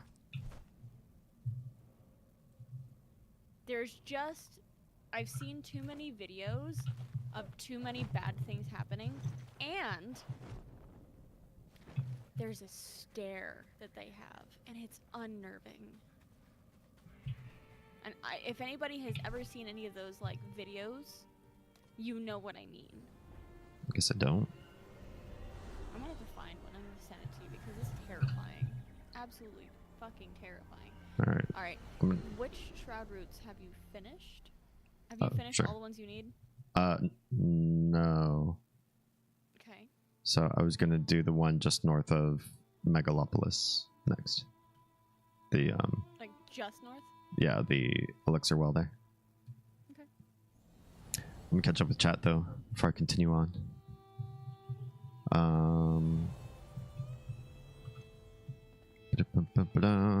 Lady Nico says been grinding since 4 or 5 p.m. Nice. Holy guacamole. Get that grind. I mean, you're sick. You might as well just sit and convalesce. Give your brain something to do besides focus on the sick. You know, when I was a kid, my parents used to always be like, you know, if you don't feel some video games, and like when I was a kid, I was like, the fuck? But I'm home from school. Why are you telling me to play video games? Like that seems like really counterproductive. Like what the fuck? And because I heard a bunch of other parents that were always like, if you feel well enough to play video games, you feel well enough to be at school. Not true. My parents' idea was that it takes your mind off of whatever you're feeling because you're hyper focused on like doing this thing instead of your body. Yeah. And so like as our girls get older, I'm just being like, you want to play some games? Want Yep. to feel better? Want to Yep. not think about your body for a minute? Ready? No. I said I was going to catch up with chat, but then you started to have a good story, so I didn't want to interrupt you. Everett says I'm winning more votes than losing, so that's great. That's good. That's awesome. Congratulations. So far, so good. Tara says I finally got the roomie trained to not use metal implements and non-stick pots. Oh no. Good. I'm glad it finally happened. Lady Nico says, yeah, went to sleep, woke up later. ×3, or is that just a smiley face? It's a face. Okay. It's a winky face. It could also be like that happened 3 times, which I would also believe with COVID. Yeah. Are we talking about being? Right back. Sure. Are we talking about being another animal with a human brain? Oh, you already read that one. Snow leopard, maybe. Oh, another cat person, huh? Adorable, beautiful, and absolutely derps. I don't know their derpy side, but that's interesting. Yeah, snow leopards and panthers are both part of the same genus, I believe. It's different species. And black panther is just a mutation. They live in the mountains where no one bothers you. Guess you can't argue with that. I'd be furious just to realize what I could do with opposable thumbs. I think we read that earlier. My side of things struggled to recognize Oz logging in. Oh no. Hopefully it's figured itself out. My mom told me if I was homesick, I was supposed to be sleeping unless I was taking a bath or eating. I wasn't allowed to play games or do anything else. That's lame. That is really lame. Although I was accused one time, I'd actually like sprained my back. It wasn't, well, no, it wasn't. It was like a muscle strain. So I did something bad to my back. And I was sent home, and I was like off for, I don't know, like 3 days. And it happened right when one of the new Zelda, when Wind Waker came out. And I was like, well, you know, they told me like lie down the whole time to like let my back heal naturally, so it didn't cause any like crazy like if I forced myself and was like standing up, moving around, that would be bad. It would be bad for my healing. So doctor's orders, lie down. What am I gonna do? Lie down and sleep all day long? I'm gonna play Wind Waker. And so I played Wind Waker like 3 days nonstop. And my mom was like, sus, something's weird here. I got this feeling like you suddenly randomly hurt your back to play this game. I'm like, listen, I have a doctor's note, okay? My mom was one of those, if you're too sick to go to school, you're too sick to be playing games. Lame. What's your favorite dinosaur when Oz comes back? I'll wait to answer until Oz comes back. Can we pull this up though? Oh no, I can't pull this up. I've got an issue with Twitch today. And so a bunch of stuff is all broken on my usual stream layout. I'll have to check out the Snow Leopard Derpies another time. But I pulled it up for my YouTube history.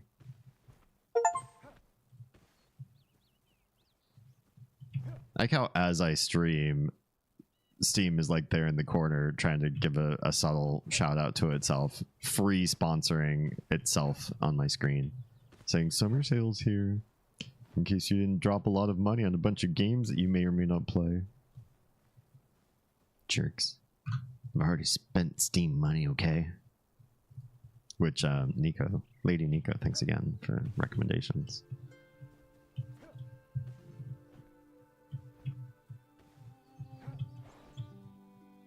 Can't put too much into games because we got big stream goal up there, top of the screen. Rodecaster Pro 2. Look it up if you're curious. It was the Elgato Stream Deck was the thing that I kept thinking about like all this last couple weeks to try to tell you. The thing that I'm buying is an attempt at an enterprise level version of the Stream Deck, which is since Elgato basically fired its entire IT staff and put the Stream Deck at end of life well before I think it deserved it. Going for something like a little more long-term investment that will be good for now and good for when the business grows. And this goal goes to the end of the year, so don't feel pressure to try to fill it soon. In fact, for those of you with means, please don't fill this soon. You'll make me...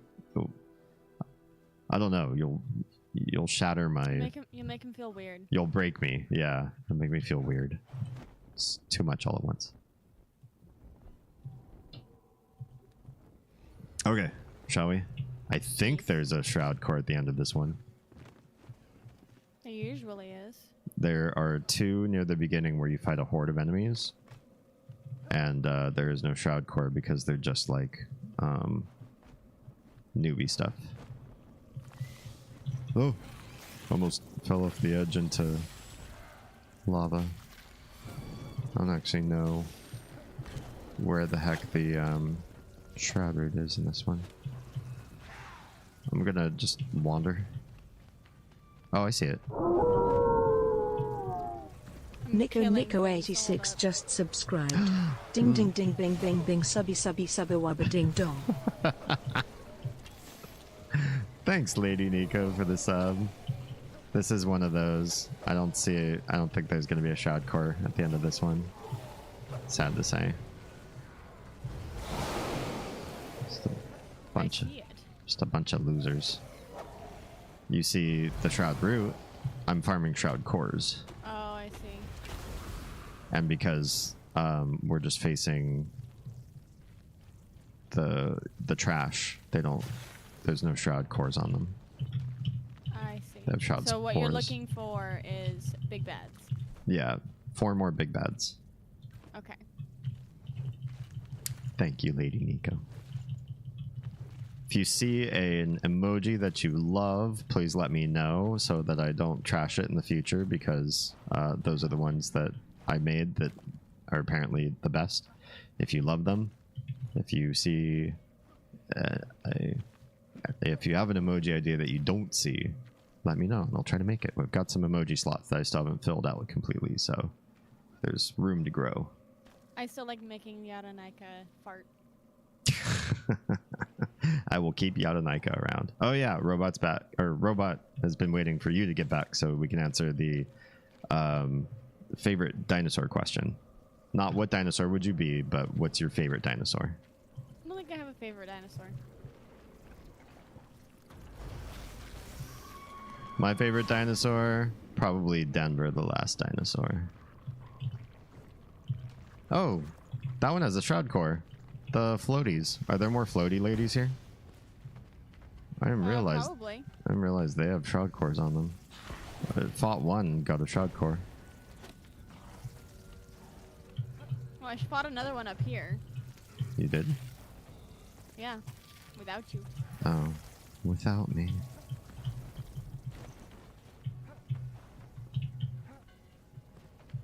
Check the bodies. There it is. Hardcore. Nice. So that brings us up to 8. We only need 2 more.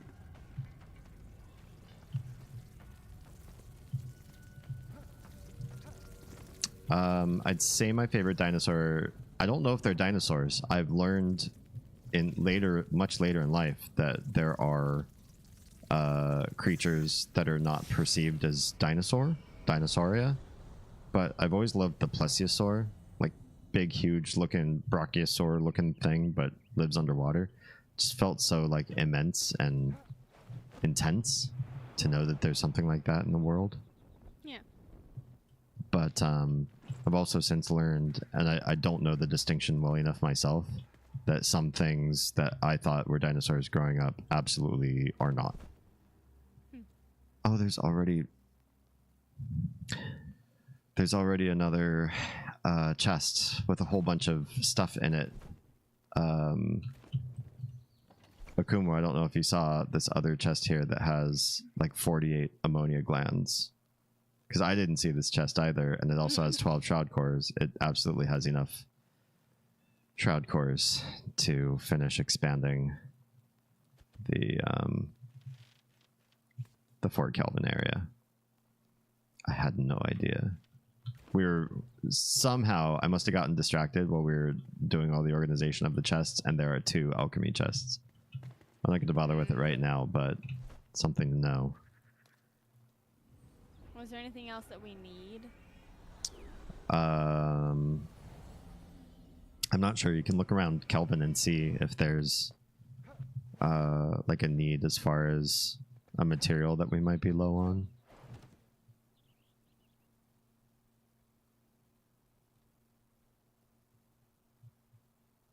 Do you have some more of this wall material? The stone wall that's basically all over Kelvin? Yeah. I got a pretty good amount. It's just dirt and stone for that one. Okay. I'm not going to sing what you've typed there, Lady Nico, but I'm very fond of that song.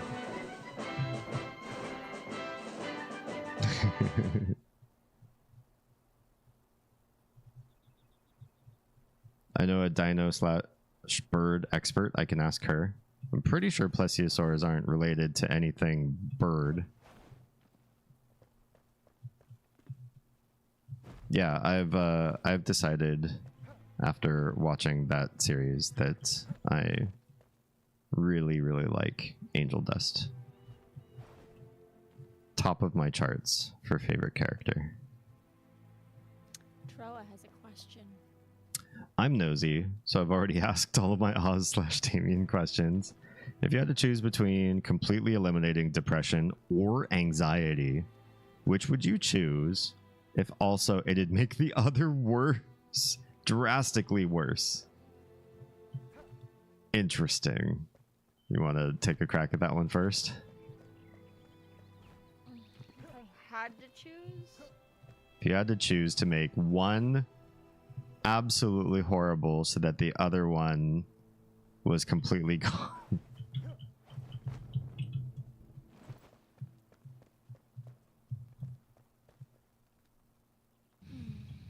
It's quite the monkey's paw, Troa. Oh yeah, it was expanding the build reach. I feel like I would rather get rid of anxiety. Because anxiety will make you paranoid, and a paranoid will make you psychotic.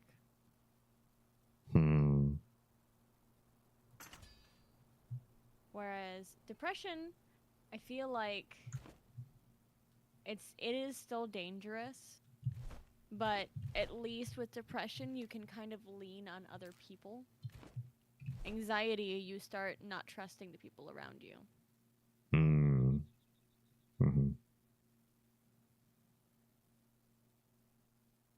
That's good. I don't know that I have more to say than that about the subject, because that's a pretty strong, compelling point. Yeah, honestly, if you're feeling too awful to get anything done, that's probably better than feeling very strongly about a lot of stuff and potentially doing way more harm. Including pushing the people away who could be helping your situation. Yeah. Like anxiety sounds like it's more active and therefore maybe more capacity to do good in your life. But I think it's also probably the more antagonistic of the two if it was cranked way, way up. Yeah. So, because I don't have a workbench around me, is it the rough stone block? The one that this place is made of is Yes. city wall block. City wall block. Okay. Whoa.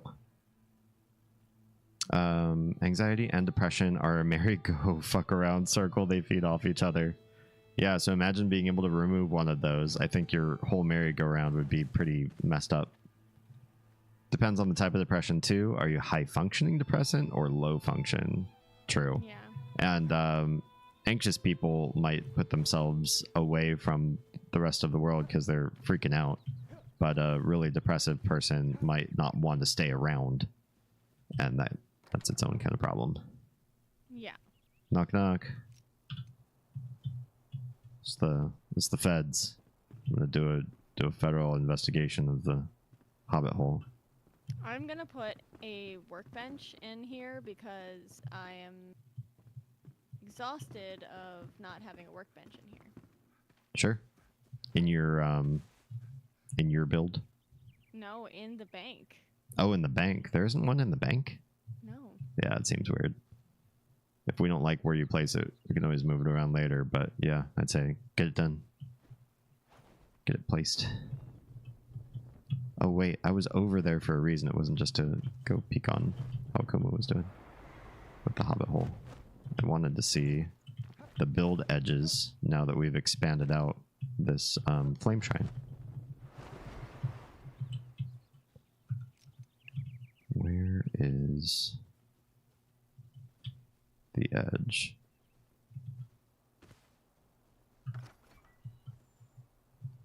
I think it must overlap now.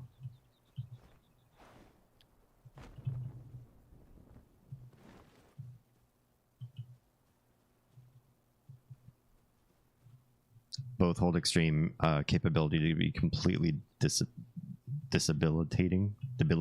Yeah, Debilitating. definitely. Yes. Which is why Oops. I feel like I chose what I did. Yeah.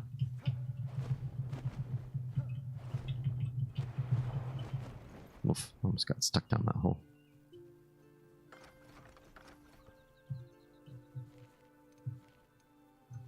Okay.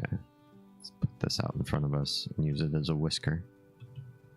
So it looks like we're able to enter this flame shine's territory just fine.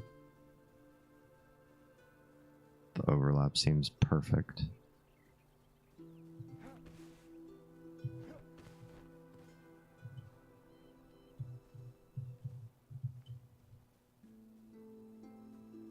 There is an overlap problem there. So it's a little north of where it ought to be.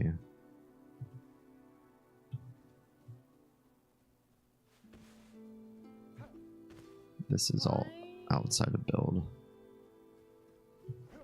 Why can I not fix this stair? Let me see where you are.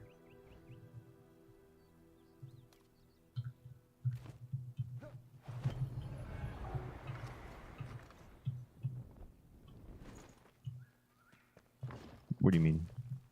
This stair right here. Have you taken out the blocks first? How? Just use a one block and hit remove. Boop. Boop.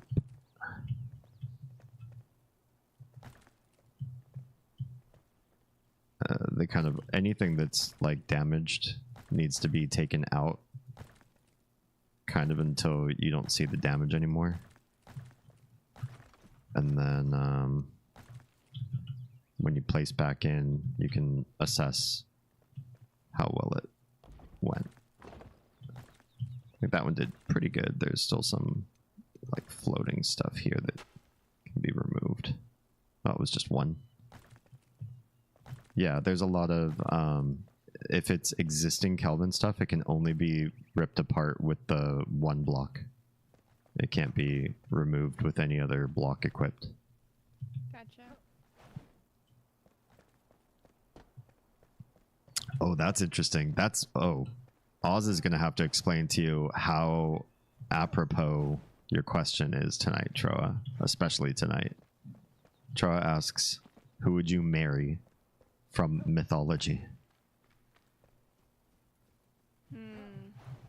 First, can you explain the reason why that's such an apropos question? I just finished Lore Olympus. And what is Lore Olympus? It's a webtoon. Mm-hmm.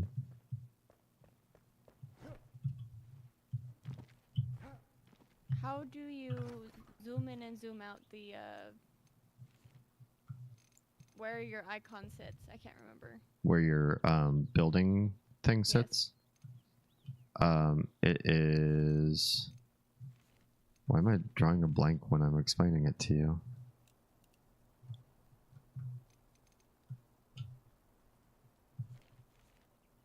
Suddenly I can't remember. Oh, it's I don't know the button for you. It's my run button, and scroll up and scroll down. If you look in the bottom right, it actually tells you what button it is. So it's called shift forward and shift back is zoom in and out. It does not. Okay, do you have a like a building block equipped? You need something other than the one block equipped. And then bottom right. I see. Q. Yeah.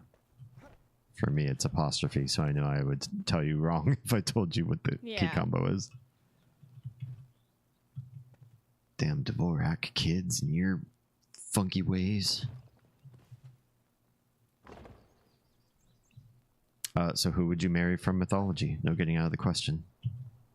I have no idea. No idea.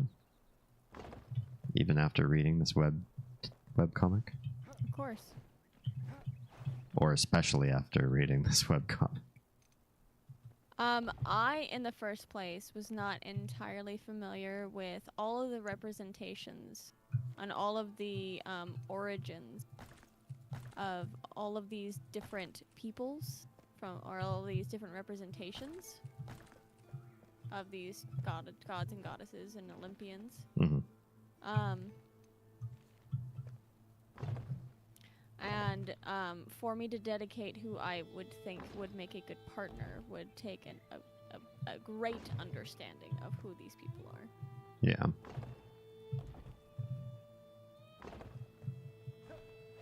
I feel to make a snap judgment would serve me not very well. That's fair.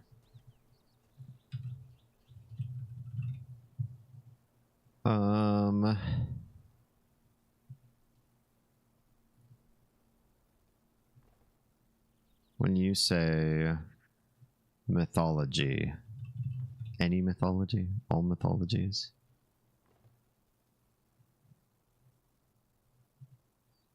I would probably pick the Egyptian goddess Serket. She is depicted as a scorpion in a lot of places where she's not like a human body. And she's actually a protector against venom and snake bite.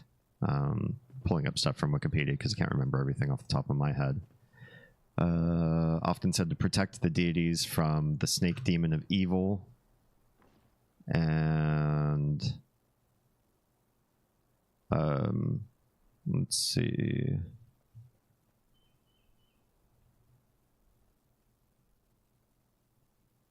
She's sometimes credited as the daughter of Neith and Khnum, making her a sister to Sobek and Apep.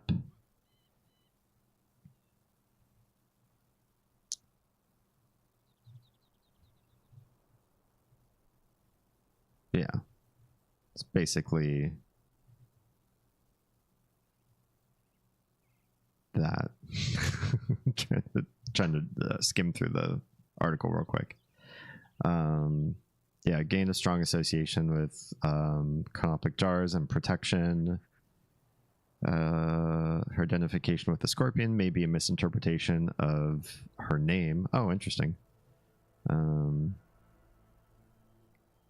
But the hypothesis is maybe she was a type of water scorpion, named after a water scorpion, and so it can be also referred to as she who gives breath, because the way water scorpions seem to breathe underwater. That's it. That's pretty cool. Yeah.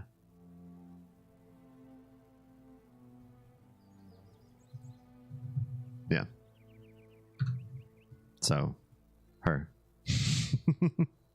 Tara says, okay, my friend says plesiosaurs are not dinos. They're just marine lizards.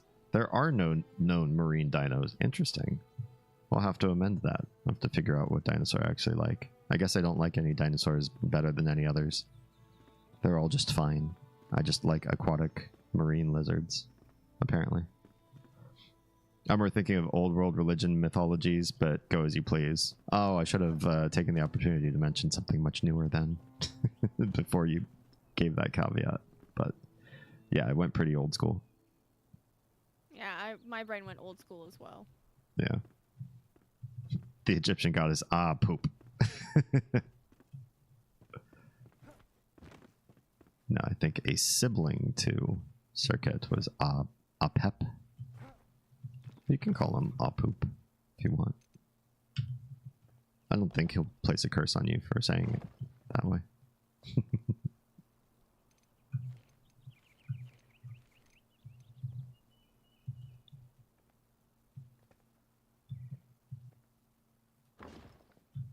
That made everything cleaner a lot faster.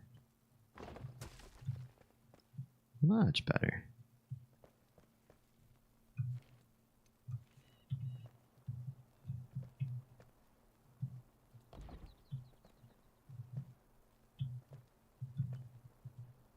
I feel like I should bring this out to there so that matches that.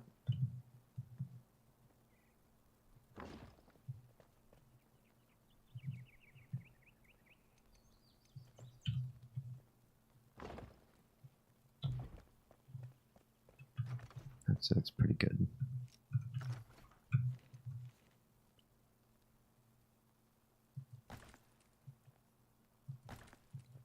Interesting question though, Troa.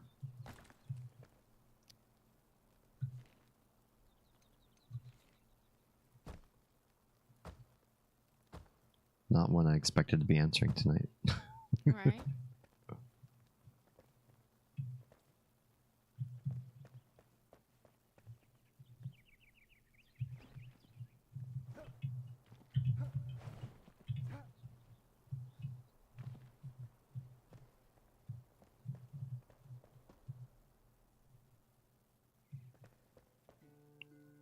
My friend is still telling me dino facts. Uh-oh, did you make a mistake? Did you ask somebody about something that they know a lot about?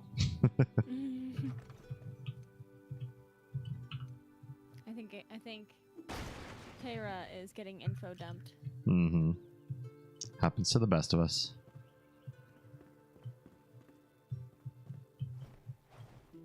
I can't see shit. Yeah, it got real dark. I wish there were more beds in Kelvin, but I haven't come through and built a bed yet. I will go over to the nearest bed I know of, though. Happens to be almost entirely downhill, so easy to glide to.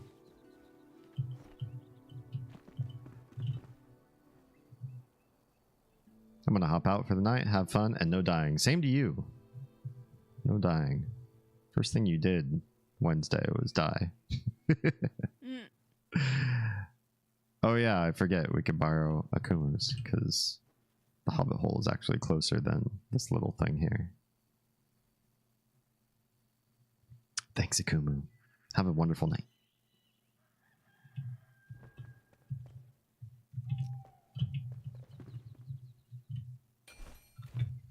Thank you. I can see again. You're welcome. Yeah, we're gonna have to move the altar down and then grow it. pretty quick, which is annoying. But this is a pretty significant gap. This is like an 8.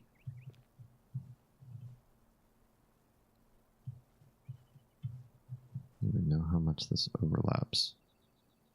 Looks like it only overlaps by like 1. So maybe to there. I'd say probably 24 blocks south just to be safe. I'll put a spare bed in later, or even a spare bedroom. Ooh. Ooh. Bougie.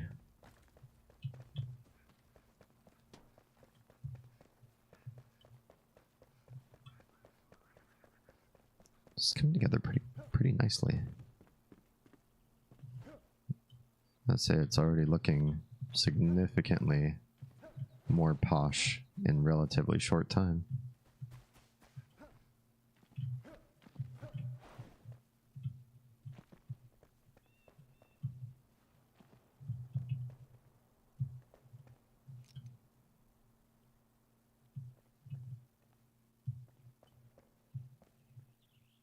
It's difficult figuring out what is and what isn't a block of rubble on top of a made block.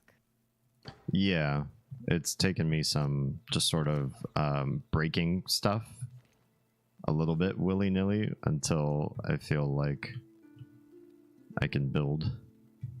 Yeah.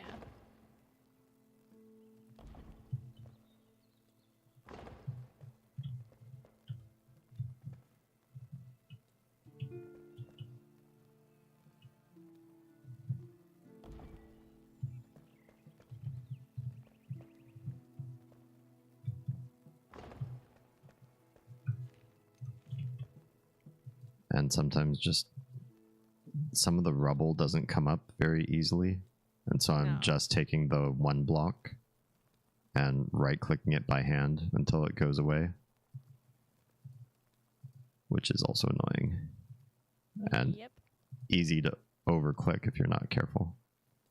Yep.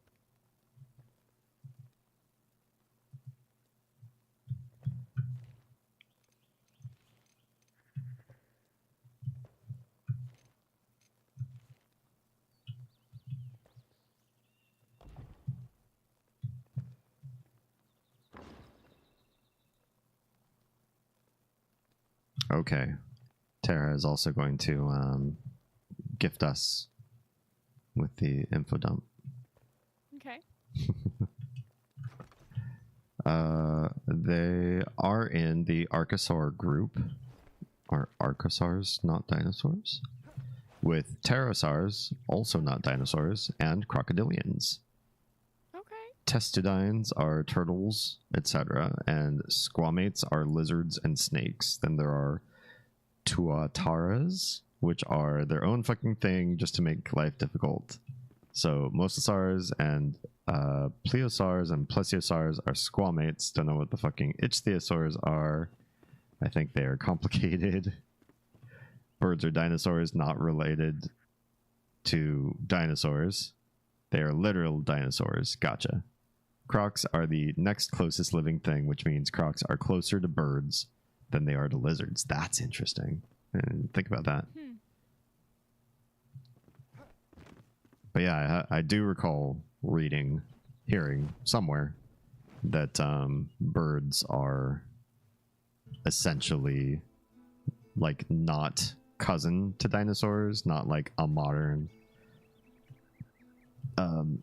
offshoot or whatever, but are what dinosaurs were, but Yeah. are now.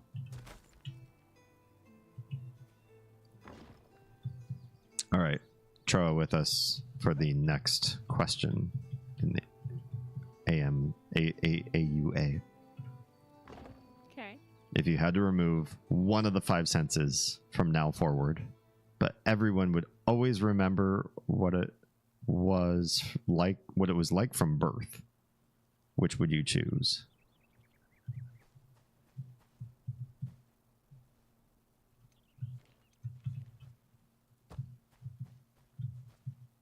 So you could remember it, but it's gone. So, this is kind of a tricky one because a major component of taste is smell, and in fact, most of taste is smell. So, if I removed taste, would that remove smell? Or if I kept taste, or if I kept smell, would that only minimize, like, the umami and the salty and... Good question. Good question.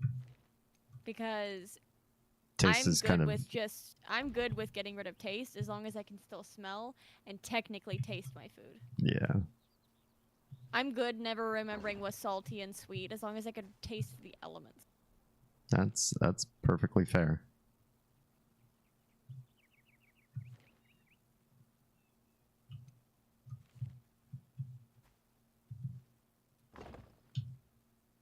Although, could you imagine eating like candy and chocolate and cakes and not being able to taste how sweet they are? It'd be kind of bizarre. Kind of. Yeah, But you I just also feel like you would taste more nuance. maybe you would. Everything isn't like you're not just tasting the salt on the potato chips. Mhm. You're not just tasting the sugar in the cake. You're tasting, you know, the flour and the spices and Yeah, maybe we'd have more of a healthy relationship with food too. honestly, I think it's just kind of a win-win. Yeah. I'll just twisted my arm. I go with taste. As long as I could still smell, because smell is super important to me. Yes.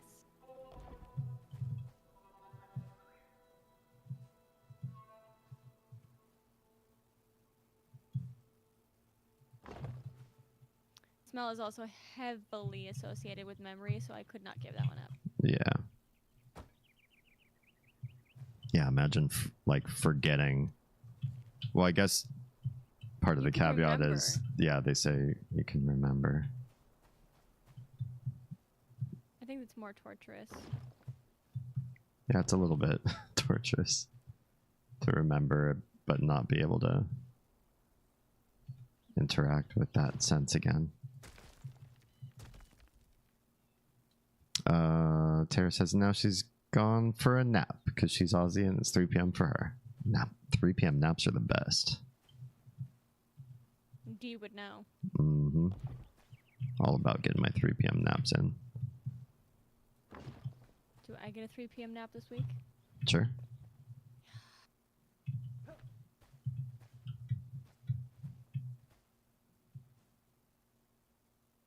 We are doing potty training this week, and so therefore D has taken time off of corporate work. Can't say you've taken time off of work because technically you haven't entirely. You're Yeah. just doing I'll still be doing this. different.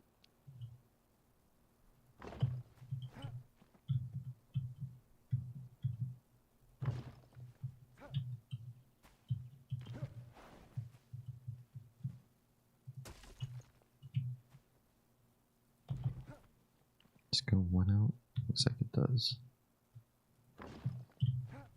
So I'm kind of just focusing on getting rid of all the rubble. Cool. Or really just the damaged parts, because I tried to get rid of rubble, and it doesn't really act the same way. Rubble is weird. Yeah. It's a bad actor in this game.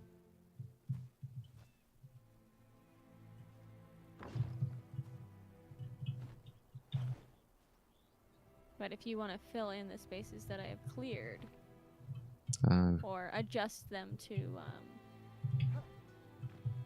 make sense. Currently in a thing. Rebuilding the parts that you can see from the flame shrine, so that when you first come in, your experience is at least that part is clean. Because I imagine most people aren't going to be walking through the front door of Fort Kelvin. They're just going to use the flame altar.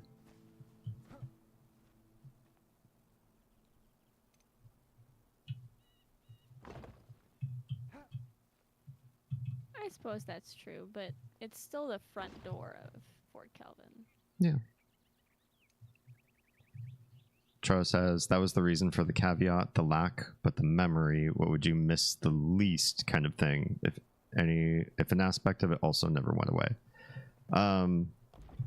You know, yeah, I think, I don't know if this is true for everybody, but things like hearing and sight, they're so critical for me. They're also just so critical for like life in our society.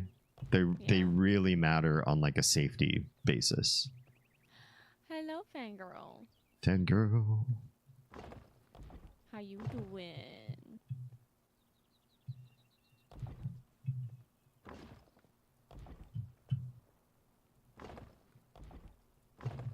I wish I was better. I'm sorry, hon. You just get off of work.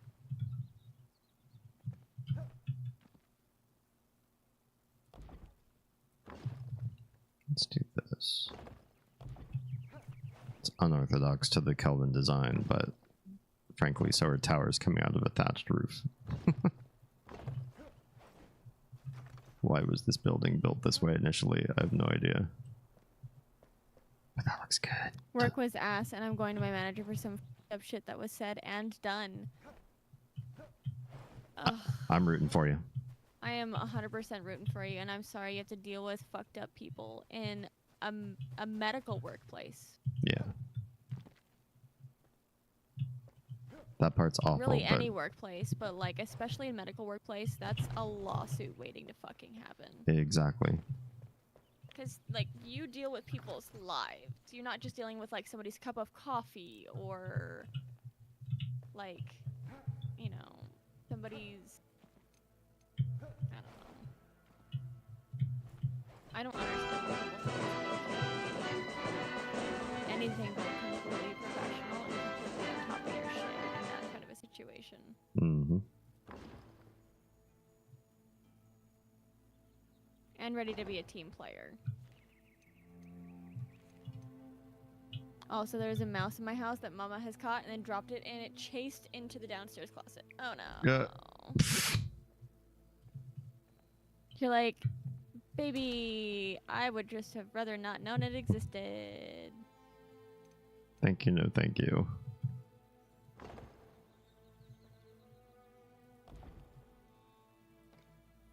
It's kind of like the cockroach that crawled on me in the middle of my stream the other day. Yeah. They've just been coming in the house because it's fucking hot and there's no rain.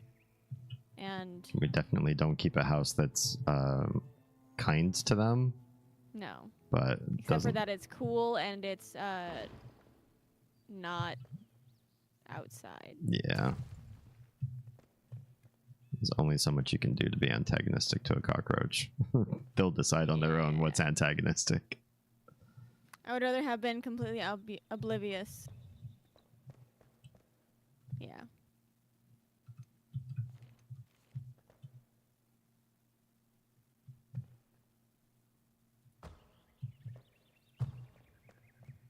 I mean, at least it's a mouse.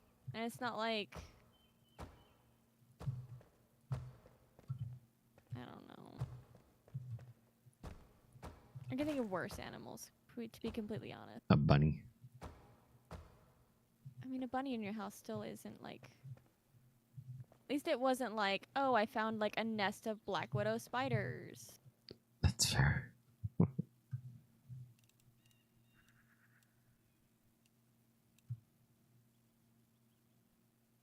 I've had a bat in the house as well. Mama caught that one as well.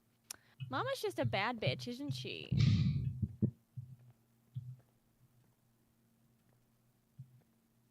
Mama Noodle's the best.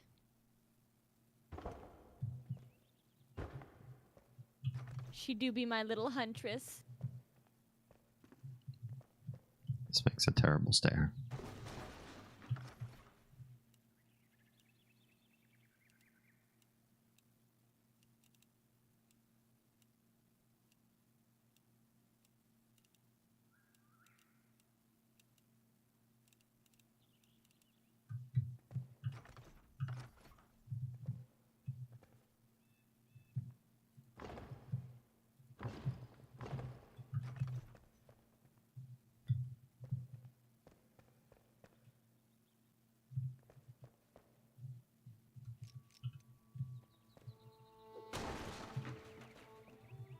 And Rosie is the sniper calling out positions to everyone she watches before ambushing. Mm-mm.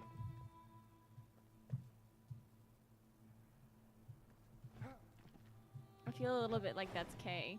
Kay is the one that sits there and makes all the noise. Okay. And then Susie's the one that actually hunts the thing down. This is true. Tro says my house was built over a viper pit. Who knew? Oh no.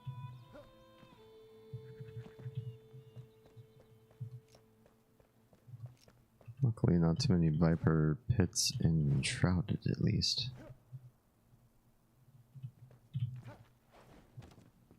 Starting to look pretty good.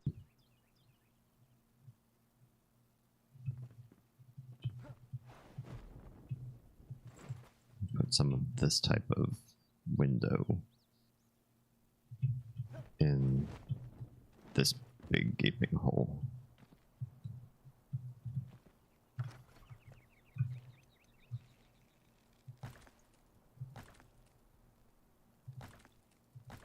Does Fangirl have any questions for our AMA? I don't know. Fangirl, do you have any questions for our AMA?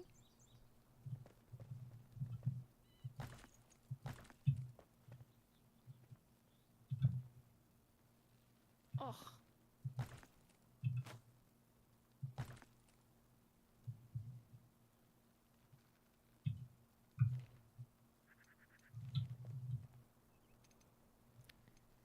It's any questions about our relationship and parenting. I don't know. I'd be willing to answer other questions, though, too. Yeah. Mommy Oz, where do babies come from? Well, when Mommy Oz loves a Daddy D a whole lot. I never want to hear Daddy D again. I had to commit to the bit, and you knew it. I know. You're like, did you though? Did you really?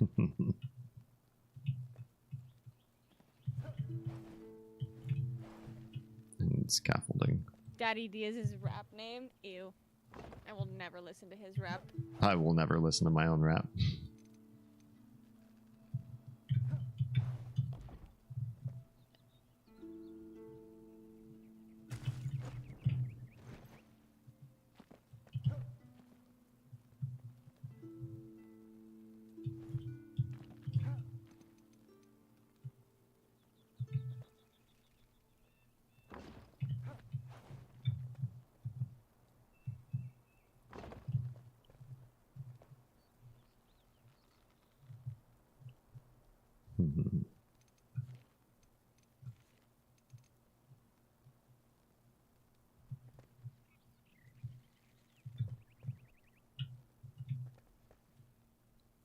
Do you have any advice about sick children? Any mannerisms that I, as a nurse, should be better about looking out for? It's a good question.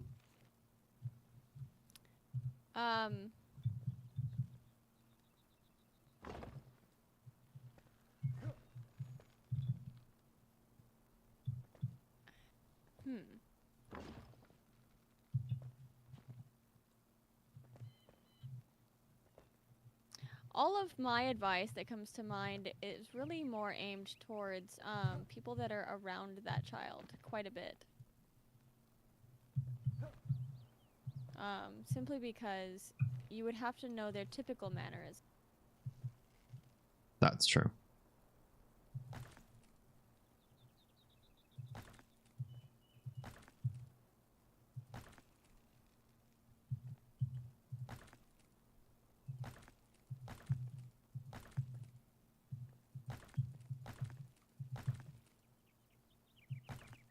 Because if you don't have a context, you don't understand the context of the current situation.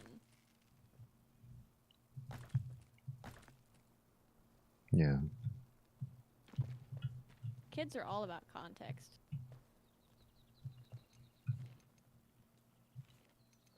People in general are about context, really. I know some kids, when it comes to sickness or really anything going wrong with them, like they got hurt really bad or whatever, they can get very self-conscious about what just happened to them, and they can mask.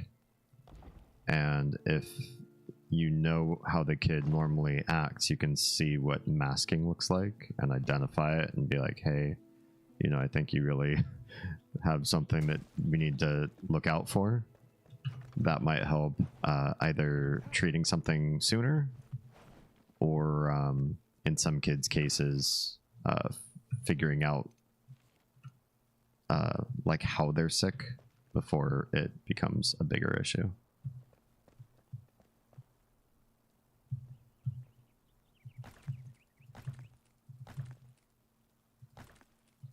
I think realistically, just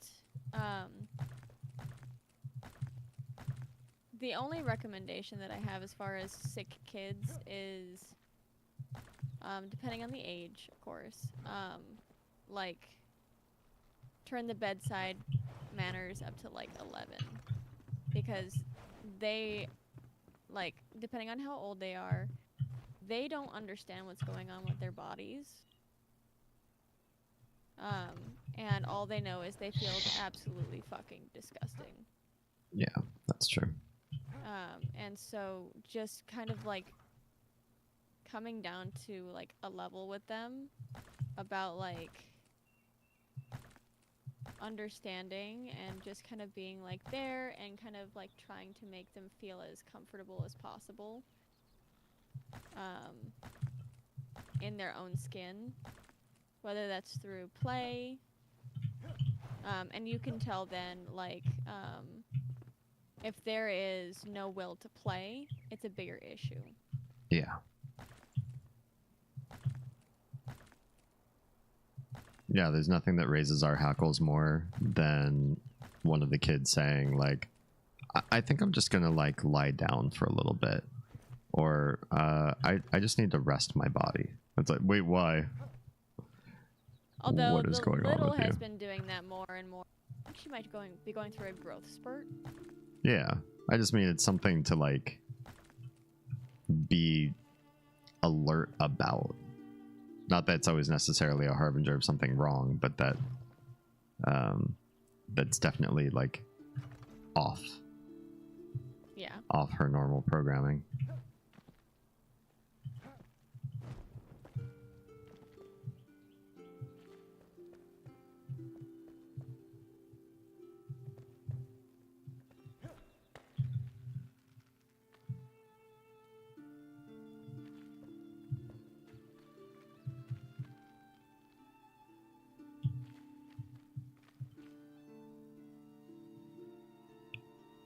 Troa says, here's one that's actually on topic. How much of your children's future do you feel it's appropriate to anticipate without feeling as though you're planning it for them?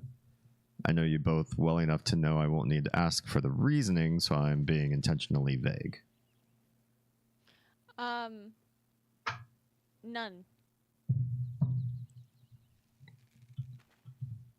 They are human.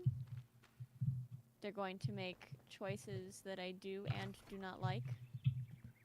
They're going to make mistakes that I sometimes can anticipate and sometimes really fucking can't. They are going to make lifelong changing decisions. They're going to make weekend changing decisions. But I can't anticipate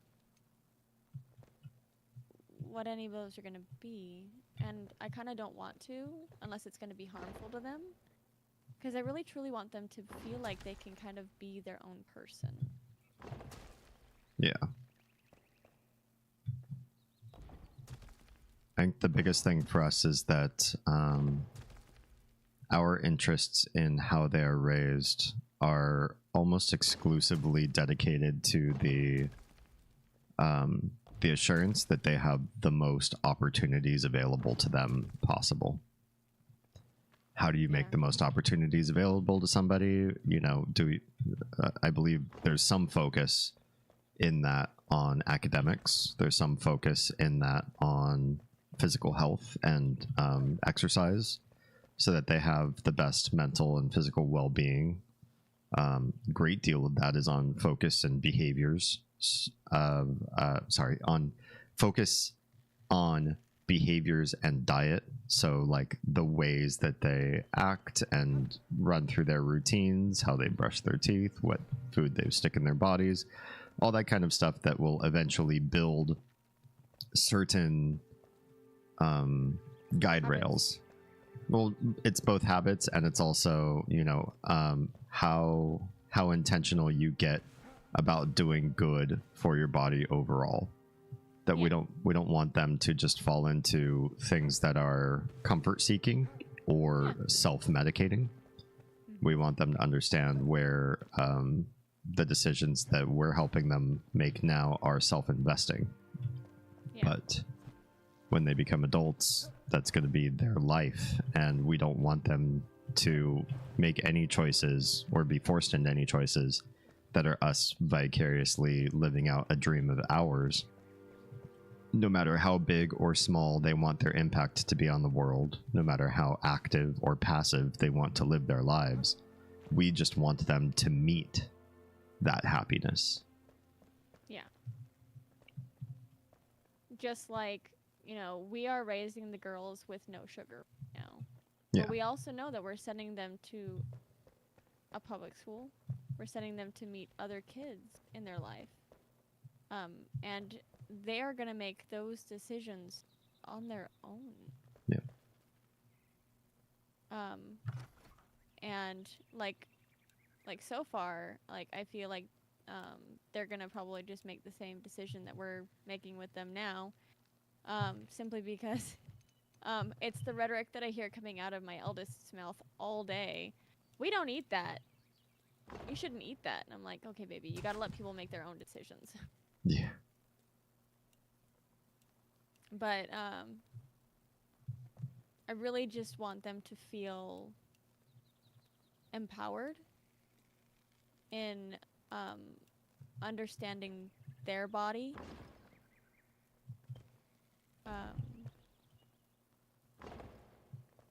So that they can make what they feel is the best decision for them. Yep. You said it well.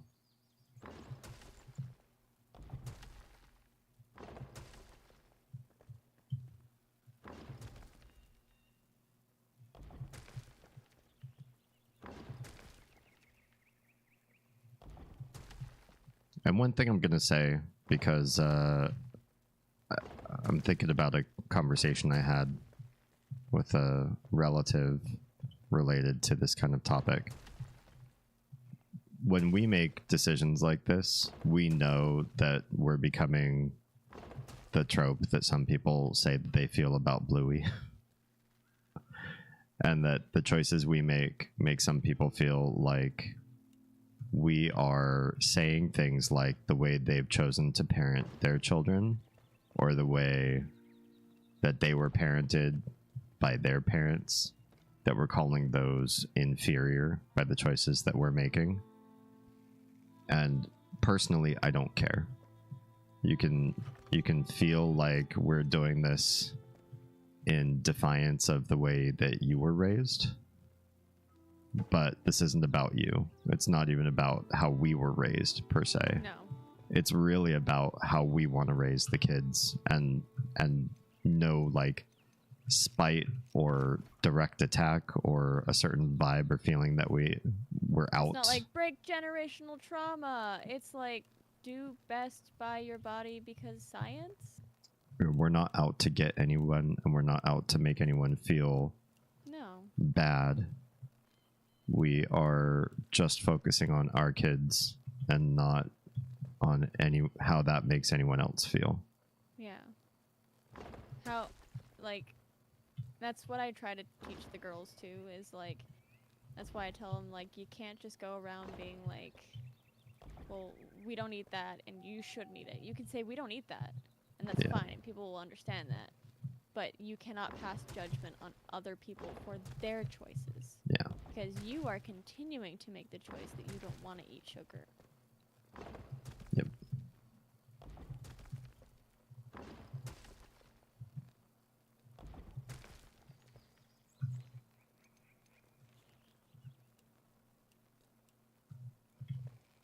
can't see anything. Do you know where Akumu's base is? Not really. Okay. I will go. Boy, it's dark. This is a very dark town for now. Until we start building more light sources around. Do you want me to start putting light sources in places? Sure, if you'd like. Do you want me to hold off on making it day? No, I want you to make it day because I'm not done doing what I'm doing. Right. You don't have light sources crafted probably yet either. I don't. Tro says, kids were never part of my future, so sometimes I kind of wonder where I'd land on topics like that, so I was curious. Yeah. Yeah. I've definitely heard different stories from parents before me as I go, including my own. You know, thoughts of like, boy, it sure would be nice if you carried on the family business or the family trade. You know, I could save you a lot of trouble in the things that you have to learn in like institutions to get to this spot, you know, or you can just carry on the business as it's already been established too. Or parents that just are really, really in love with a certain thing. I got a friend who's, you know, absolutely mad about baseball, and his kids play baseball. And one of them decided at some point in his life, Dad, I don't really want to play baseball anymore. And it really affected his father. But okay, but like it's like, yeah, that's your kids. yeah. Like, they need to be able to live their life. Like, yeah, I get that's probably a really sad moment for you, and you're allowed to feel sad, but I hope you also felt sad in a way that you can tell him, like, hey, I just want you to do the things that make you happy. Yeah.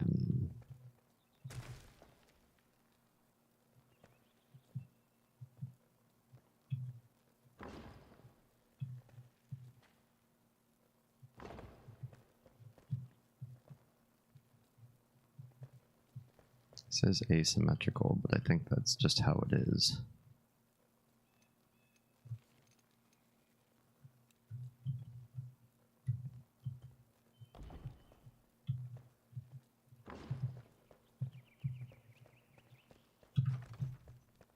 Oh yeah. Why would they make the north entrance to Fort Kelvin asymmetrical? It's just rude. That is rude. One I've heard pretty often before was the up till 18 rule, since they weren't responsible past that age. Up till 18, what? Like you decide what your kids are into, or I'm not sure I understand. Yeah, I think it's that they would like to, like, you know, I would like you to do this until you're 18 and then you can make your own decisions because now you're an adult, which I disagree with. Yeah, same.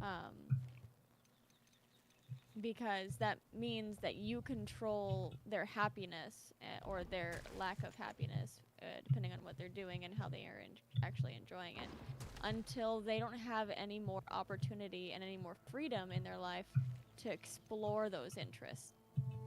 Once they turn 18, there is the expectation of like a job or going to college, or and suddenly they have a lot less free time than being in school. Yeah.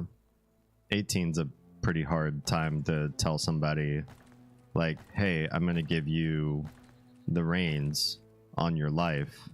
I hope you've spent all this time that I've spent curating what your interests should be. I hope you've been making a wish list yourself of things you would like, because now I'm going to toss you the reins. Yeah. I had that a little bit where I was sort of like, I was still living at home at 18, but I was like also emancipated. Like, okay, you don't have any like big restrictions on your life anymore. Go and make big fuck ups and learn and have fun. Like, oh, thanks. And I did. I had like really big adult sized fuck ups as a result. I'd rather kids make big fuck ups when they're younger. 100%. And they make less big fuck ups. Yeah, I fully Then agree. we can like talk about it and work through it. And Yeah, I'd rather our kids had some practice at being an adult, or practice at making adult decisions before we just thrust adulthood on them.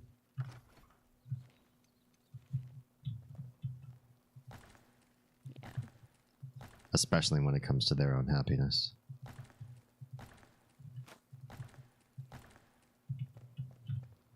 It's pretty nice that way.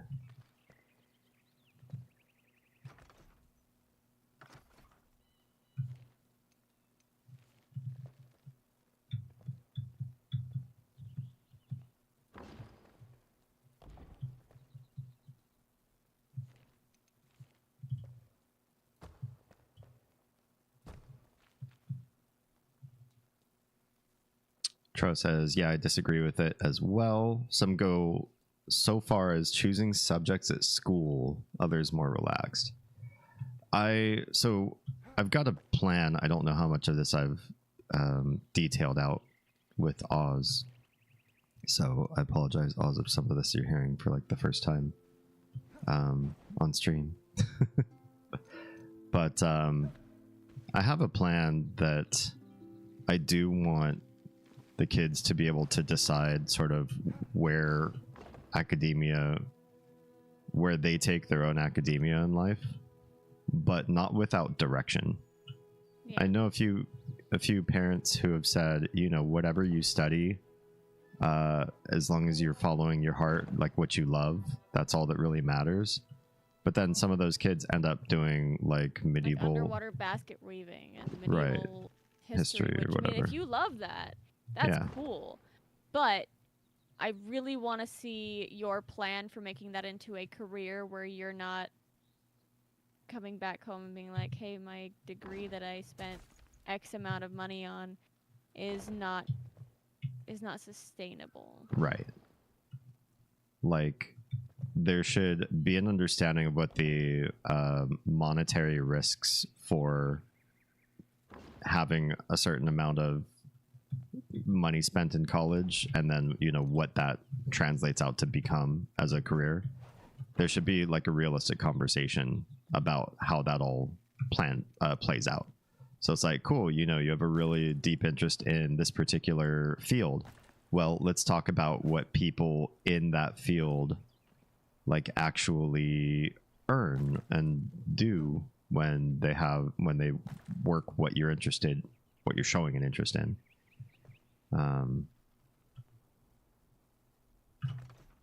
I think that's something I wish that I had when I was younger,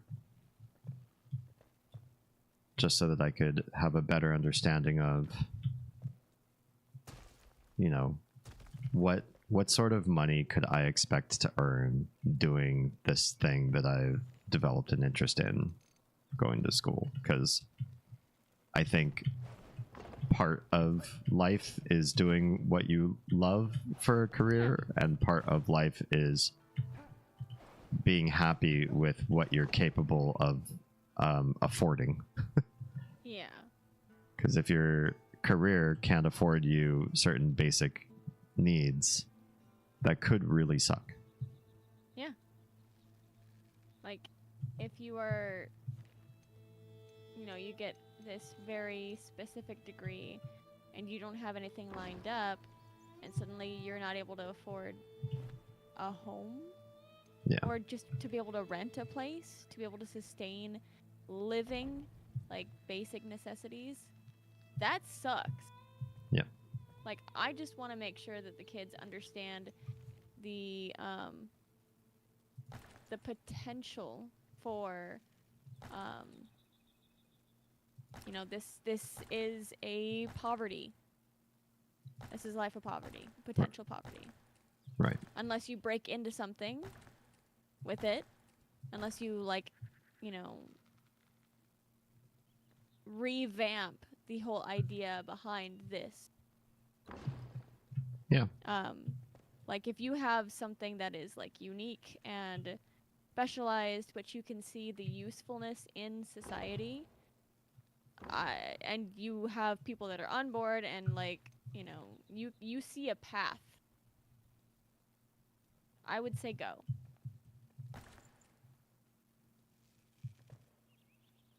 I'd say do extensive research, but I'd say go. Mm-hmm. Because if they want to be like forerunners, I don't want to discourage somebody who sees a problem or a puzzle piece in society missing, or something that's broken that they can see how to fix it, but it might be off the beaten path. Sure. Then I don't ever want to discourage them from trying something. May, you know, not be a typical path. Yeah. As long as they have a plan and not just like, well, I like this, so I'm going to do this. When it's like, okay, well, yeah, it's not sustainable. Yeah.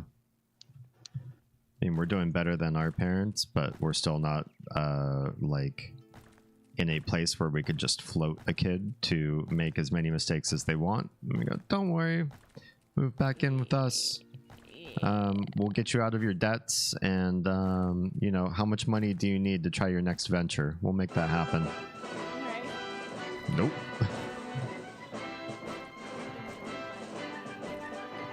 Ah. Hi. Hello, BZ.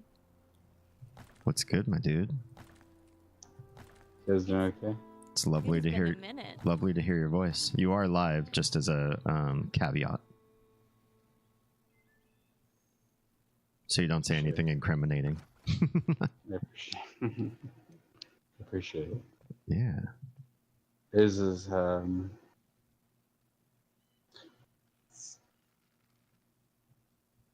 I feel exactly the way you brought up that situation, what you're going through. Such Kitty and I both go the same exact thing all the time. Exact same thing. Like, it was actually very, unfortunately, like, nice to hear that someone's like wanting to do the same thing you're going through. You know what I mean? I don't think it's schadenfreude necessarily, but it's like, you know, there's it's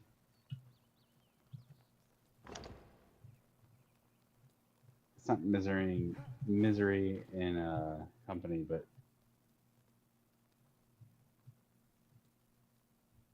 it's where I see it.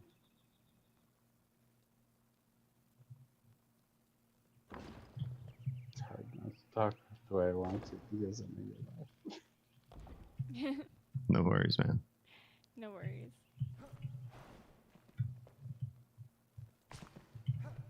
Yeah, I feel so easy.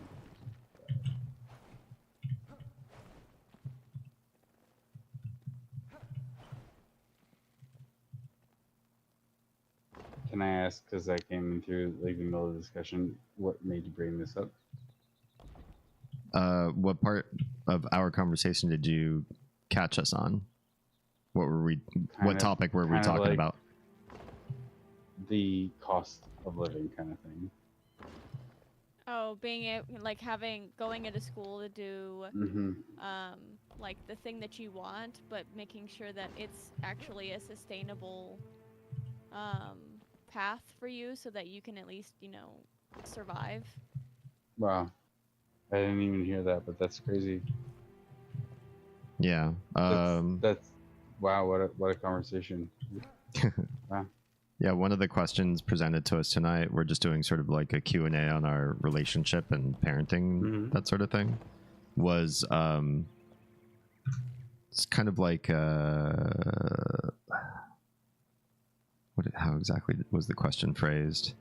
How much of your children's future is it appropriate to anticipate? And anticipate was kind of like a vague term, right? Like, well, what do you mean by anticipate? But I think one thing to anticipate that a lot of people didn't do well enough for their kids is understand that certain jobs are going to make life a lot harder. Prepare your kids, if those are interests of theirs, for what heartbreak and hardship they might expect. But on the flip side of the coin also, like, don't be your kid's police where you say, no kid of mine is going to work in this industry because it's a bad job and it's hardship and suffering, and even if you love it, you should learn to not love it. It's like, no, some people are okay living a life of smaller income, smaller house, yeah, a simpler life devoted to a big cause. And sure, maybe that job doesn't pay mad money, but what it pays is happiness. Yeah. And as long as they are not, like, making themselves homeless for a cause, making themselves foodless for a cause. Right. For sure. I wouldn't sure. ever want to discourage our kids from pursuing something that truly meant something to them. Yeah. 100%. It's so admirable. Like, for me personally, like, I study music, and yet I'm in the same field as you, D. Yep. Right? Yeah. Like, it has, like, because I know how to, like, play classical piano. We still know a lot about other things in court than we should, probably. Like, it doesn't make sense why we're there, but it's still the end of the day. It's not about, like, okay, what is your family worth? And you have to go to provide for your family, right? It's like we didn't get to choose where we ended up. We just still have the opportunity to say, like, okay, this is where I am, and I can either be a good person or a bad person. Yeah. And I choose to be a good person, therefore, you know, this is where I am now. And like now you know people like me and Nico, and you know. 100%. That's exactly it. Like, it doesn't matter if I know how to play Beethoven or not. It just, you know, I don't know. It's so wild. When you think about it, like with you and your kids and stuff like that, it's like you guys went through so many different paths in your own lives. It's like, Yeah. Mm-hmm. and now at the end of the day, you still like know people like me and Nico, and like, why? You know? Well, sometimes the things we choose to do aren't even about how much money we're going to earn, but they're just about how can you enrich yourself from the experience of choosing that. Like with you in music, you know, you might not be richer in money because of what you can play, but you might be a richer person because of what you know and how you can now engage with the greater world that you couldn't before. Because I know who Pavarotti is. Yeah, sure. You know, it's exactly what it's like. Because I can talk to my mom about, like, you know, like Josh Groban. Mm-hmm. You know, the fact that she loves him is like, I mean, as many older women in her age gap probably do. You know, it's good. It's good to like, talk to those people about like how that music still to this day, it's like it's all classical music. Yeah. Right?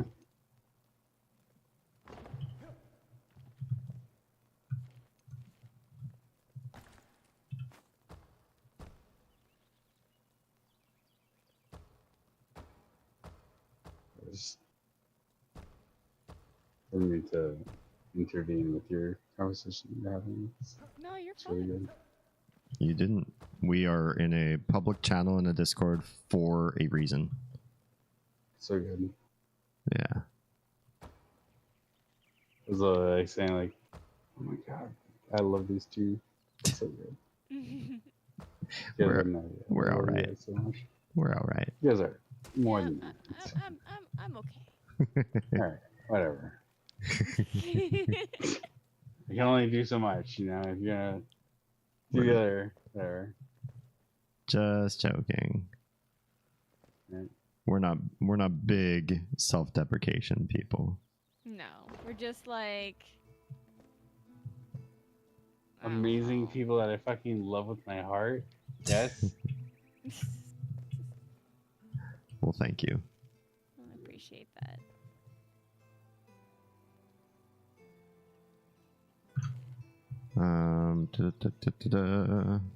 So what's the next question? Let's see. Tara says, "Can confirm not having an income sucks." Tro says, "Yeah, I did contribute. Now I need snacks." Snacks sounds good. Snacks sounds amazing. You've earned some snacks. Best snacks. What's your guys' favorite thing going? Oh, next question comes from Beezy. Sure. Yo, best snacks. What do you guys got going on? I Mhm. will say D should answer first. My favorite snack. That's a hard one. I like a lot of different things. I would say Right now though. right now, right this moment. Mhm. There are things I'm not Like letting. what's your go-to right now? Like Well, I'm not not. necessarily right now this minute, but like when Yeah. you're home. You know? I'm actually not going to snacks lately because I'm trying to break some trauma eating, and so Oh. snacking is a part of that trauma eating. So I'm trying to not do that quite as much as I used to.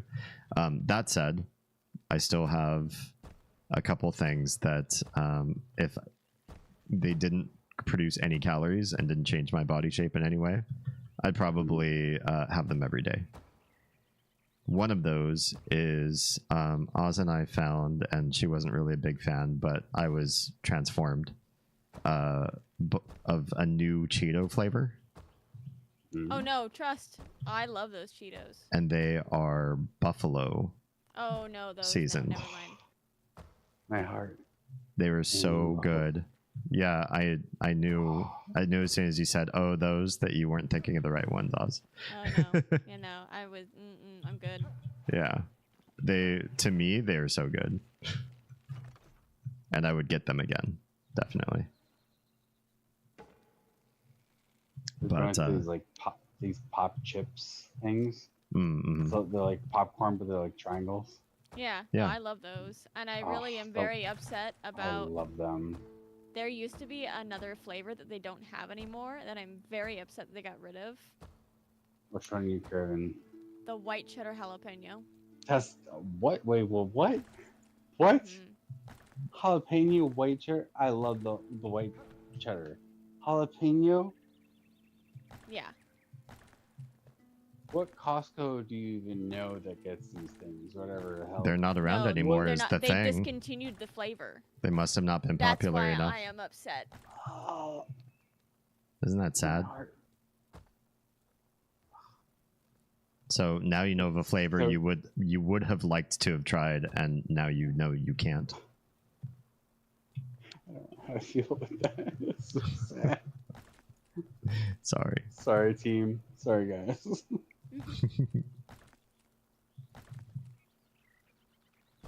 I love jalapeno.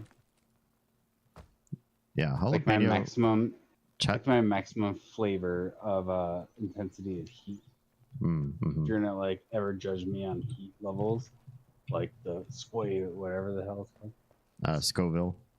Scoville. That it's like jalapeno is like the one I'm like, that's it. Then it hits, and I'm like, oh, I'm good there. Yeah. Yeah, I would say that I'm about the same, but D will destroy himself. I like it. Do you like that? You like the million squayable fucking content? As long as stuff? there is more flavor than just heat. Yeah, it's What got does to that have. even mean to you? Do you even have a tongue to get that high? What's going on, dude? So, how do you yeah. do it? They're probably like all the stuff that people do on contests or like YouTube channels that are about like heat challenges. I don't think I could probably hang with those people. My heat tolerance isn't like superhuman, but I do like stuff that most people I know find a little too much. That said, there is like a limit where the flavor starts to disappear and it's just heat.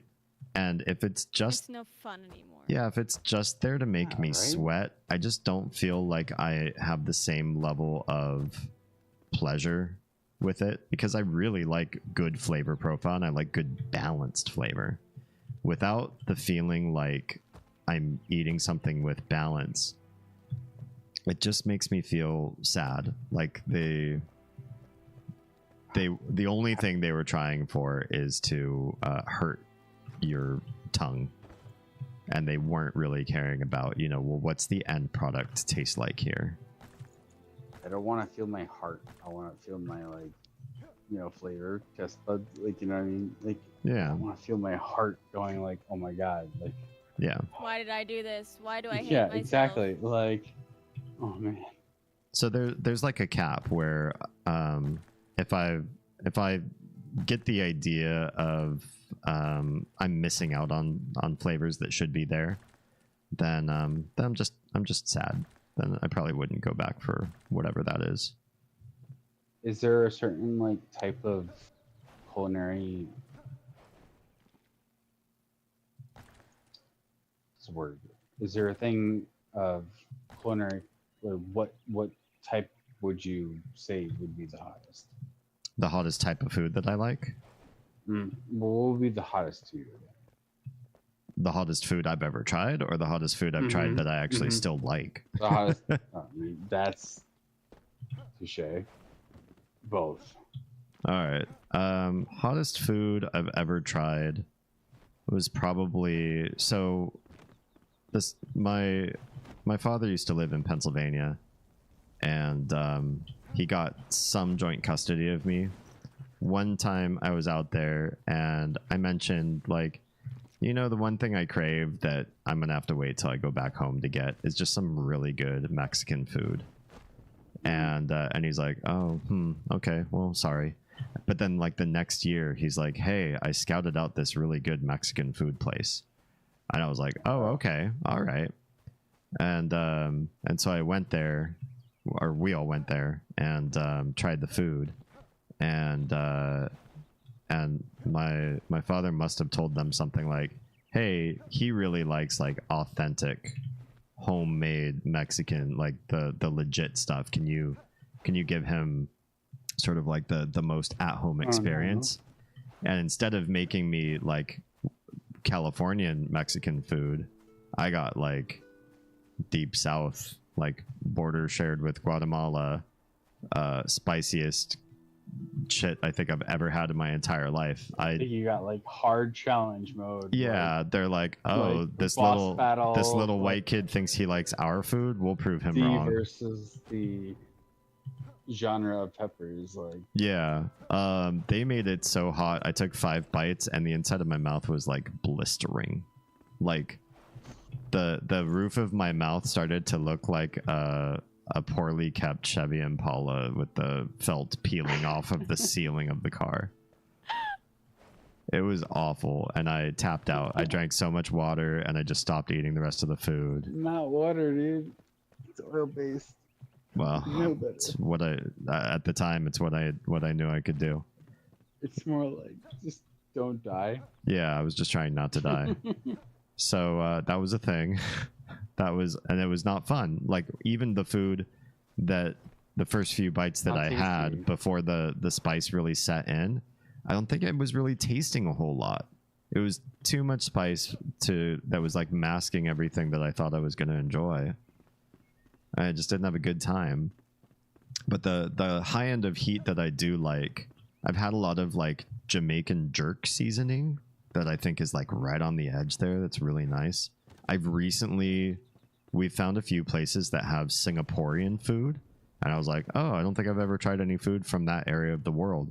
And I've tried that, and it's definitely got some like jalapenos and other spices in there, and those like little black dried chilies with the seeds that could, like, you know, burn through an eyeball if you accidentally rubbed your eye the wrong way. And that cooking, Singaporean, is like right on the edge of that spice level. So it's like hot, a little bit painful, but you can still taste all the flavor. Like, it's rich, like top to bottom, you still get the whole experience of what you've ordered and not just the heat. Yeah, that's kind of where I feel like my my taste buds are at. Are Caribbean slash Singaporean. Oh, and I like Sichuan food, but I think Sichuan is not. I don't think it's as hot. It's got like I like the numbing. Numbing spice. Yeah, I really like the numbing peppercorn that they use in that. I like that sensation. What is that? Numbing? I've never heard of it before.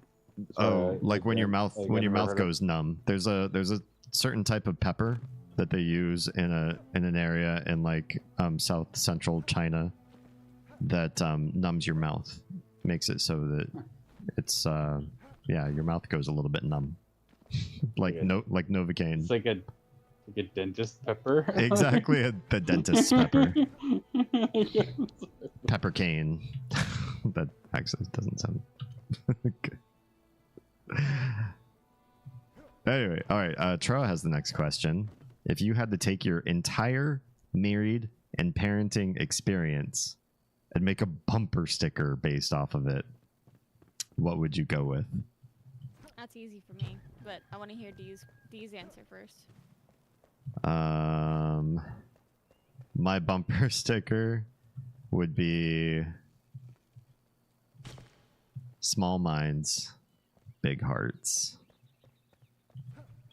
That's it. A reminder to everybody to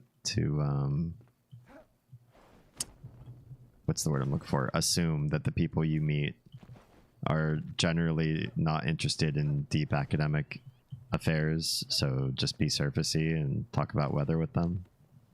And everybody's influenced by really big-hearted ideas. Even if you think they're angry, they probably have somebody's best interests in mind. They're just going about it the wrong way.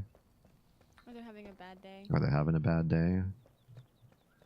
So, small minds, big hearts. A reminder to everybody. Treat people with kindness and don't go too deep with them. Mine is much less I don't know. That just seems like catchphrasey. Oh, it's a bumper sticker, right? Yeah, but mine is still like short and sweet. Okay. And it is the thing that is on the inside of your wedding ring. Oh, interesting. And what's on the inside of my wedding ring?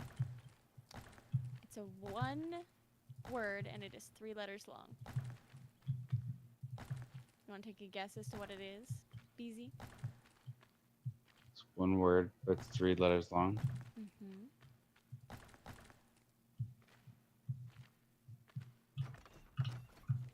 It's a real important one in marriage, but it's I'd say it would be pretty hard to guess out of nowhere. But you can try. I'm curious. I want to say Kuss. What? Kiss in German. I think it's 3 letters, right? It is. This one's an English word. That's an interesting guess, though. Okay. I would say kissing is important in marriages, but sometimes some people don't like PDA, or that's not the type of attention that they crave. Touche. That's not bad. Okay. But Am that I was- close? That's an Like interesting guess. cold, warm, middle, Cold. cold.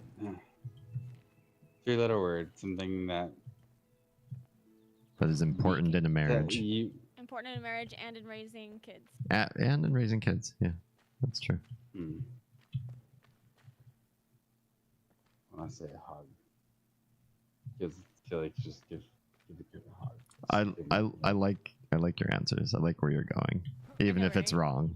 I still like it. Just want like the kids to know that they're okay. Like, yeah.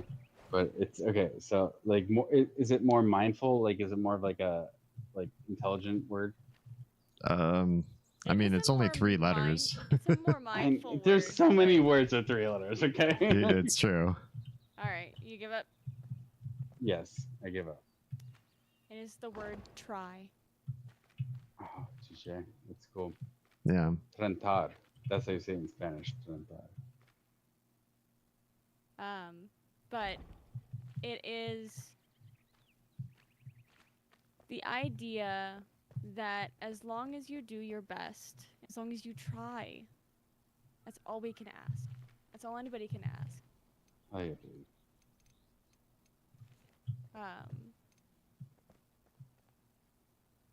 The idea Effort. effort. The idea of effort. Putting Yeah, yeah. effort into your parenting, into your marriage, into whatever it is that you are endeavoring at.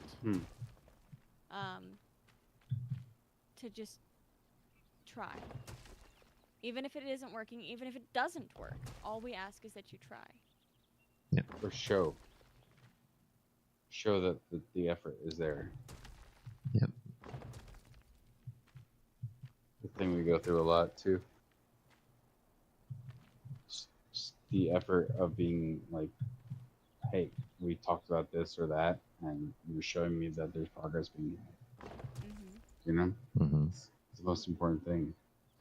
Because at the end of the day, like, you love each other and you just want to, like, I know it's, I don't know if this is applicable to you guys so much, but like there's like that old Disney movie or whatever, The Emperor's New Groove.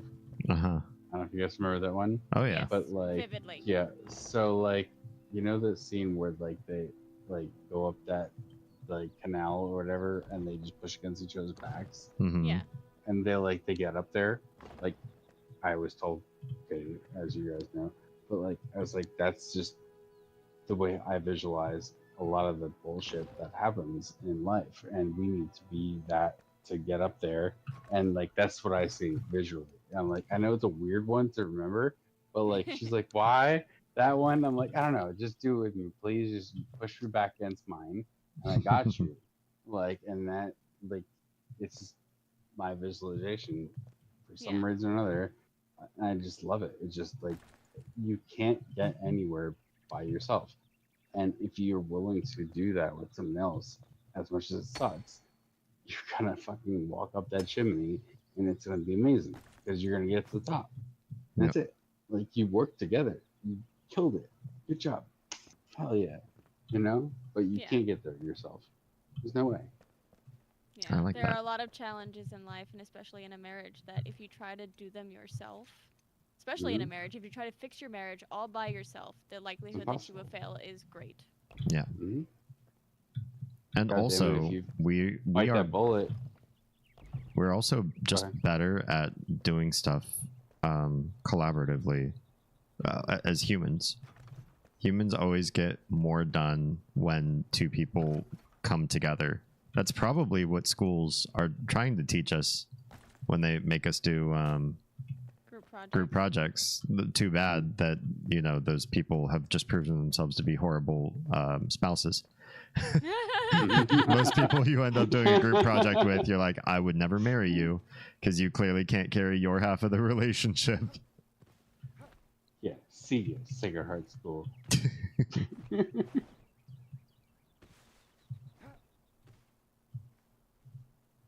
Glad you remember that movie as well as I do. Oh yeah. Sorry, it just makes me laugh. You're fine. Troa says, I went with Chuckly since last go was all not. Oh, and Troa's guess was yes, that that's what was in my wedding ring. It's a pretty good guess. It's a pretty good guess, yeah. Yeah. Well, it is my bedtime, Oh, it is. so I'm gonna have to bounce. Beezy, it's lovely to hear your voice. Likewise, my family, my loves. I love you guys. All right. You're a I'll dear, jump off soon. you're dear in our hearts. I hope everything in 2024 has been okay with you so far. I know we haven't chatted a lot this year. The fact that you guys are still here makes me happy. That's all I care about. Love you guys. Love you too. Have a good night. Have a good night. Good night to your followers, and that's what I do.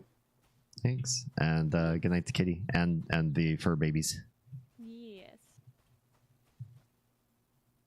I think did he leave? Yeah, I think so. Womp womp. All right. Oz, it's been a pleasure. Thanks for coming into Kelvin and helping out. I hope your game previous to that was a lot of fun. Yeah, it's cute. Mm-hmm.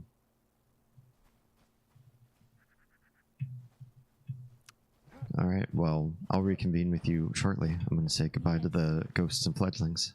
Yes, as will I of my goblins. Sounds good. All right. All right. Bye. Bye.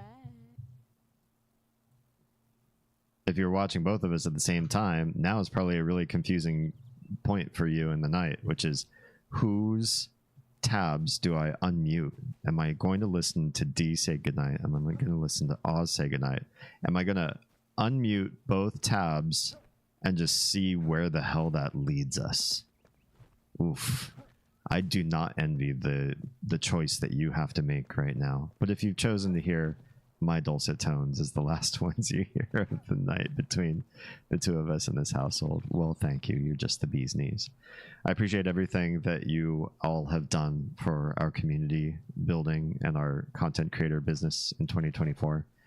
Big things to come. There's a lot of stuff going on behind the scenes. When I'm not working my day job and I'm not streaming and I'm not being a dad and I'm not doing that other thing I can't talk about on stream, just know, I hope you know, I spend an inordinate amount of time like programming bots and researching platforms and learning new things about OBS.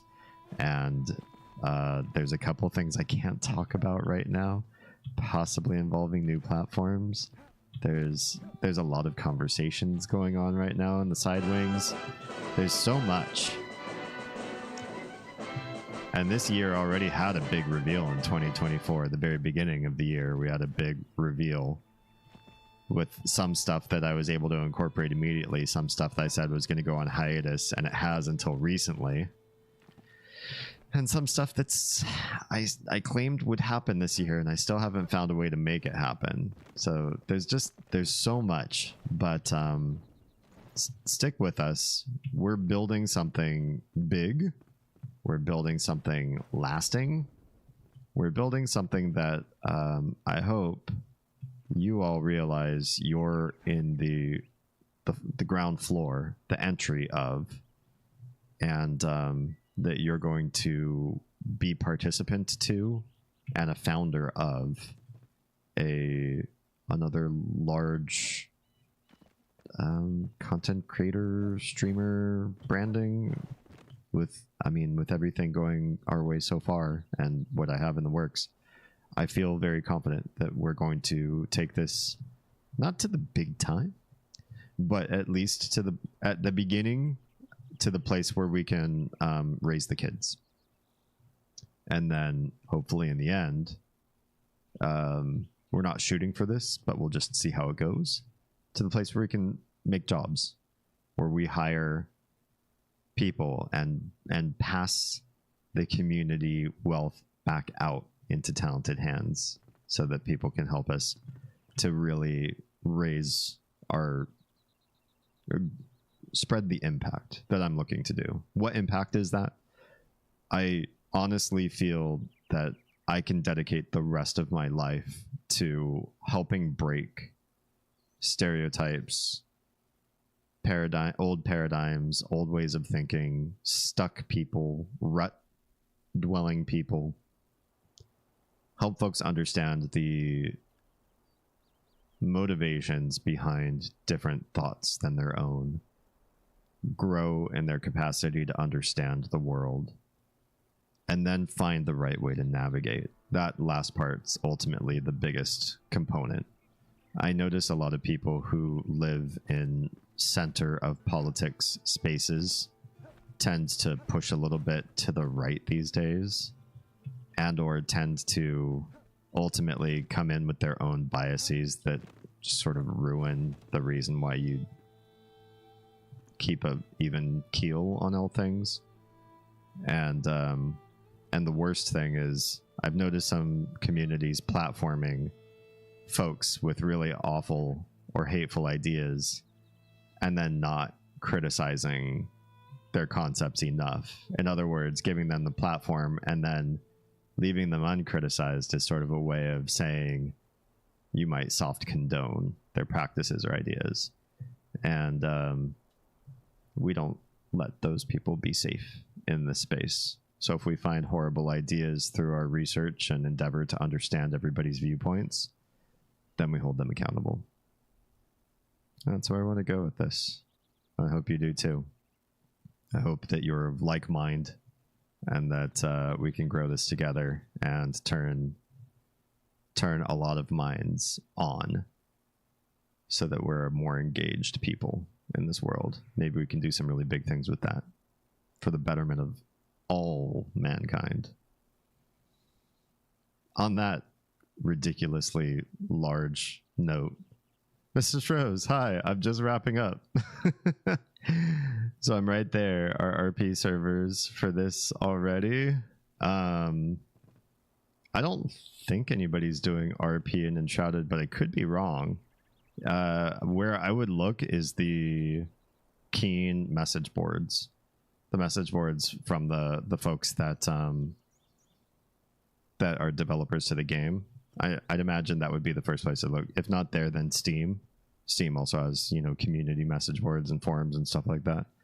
You're bound to find community through those. Maybe find a Discord, and then they give you the password that way.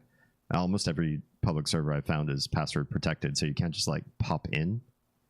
But that might be a thing. If that's your thing, that I'm almost certain somebody out there is doing it.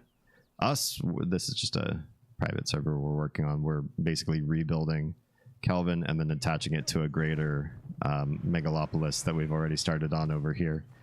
So this whole thing is going to be like one huge swath of city, as far and as wide as we can connect flame altars to. It's going to be amazing when we're done with it, I think. I think it's going to be so good. Anyway, yeah, on that note, let's wrap up. Rico says, let's do it. I am grateful for your presence. Thank you. Everybody who is like-minded or at least curious to see where this goes, I appreciate your faces. And thank you all so much for being participant, supportive. And if you are looking for ways to support, first and foremost, donations, subs, bits, Patreon. You can find anything that that I'm on just with my first and last name. Lucky to have one of those names that's just like not a million times all over the internet. I run a Patreon. I am currently trying to get repartnered back with YouTube. So if you have spare time and a browser tab and a computer that you can leave on, go ahead and pop up one of my playlists and watch some videos in long form. The playlist options in YouTube also let you hit loop and shuffle, so you can watch all sorts of videos and help contribute to the watch hours that I need to get partnered there. Kick.com, I'm also farming for followers, so if you're not following me there, make a free account and then follow me. And everybody else, you're just awesome just how you are, so don't change a thing. Just keep being you and keep joining me. We'll keep expanding our minds, keep going further down the rabbit hole, do research streams, do reaction streams, do everything it takes to sort of open and grow this into something huge. The beginnings of a cult, maybe. Maybe not cult, but something cool. All right, I love your faces. If you're on YouTube and Kick, I'm saying goodbye to you right now because we're going to end your stream a little bit early. While Twitch, we're going to find somebody to raid out to. So YouTube and Kick watchers, if you are safe, fed, and loved, make sure someone out there is too, please. Catch you in the next one.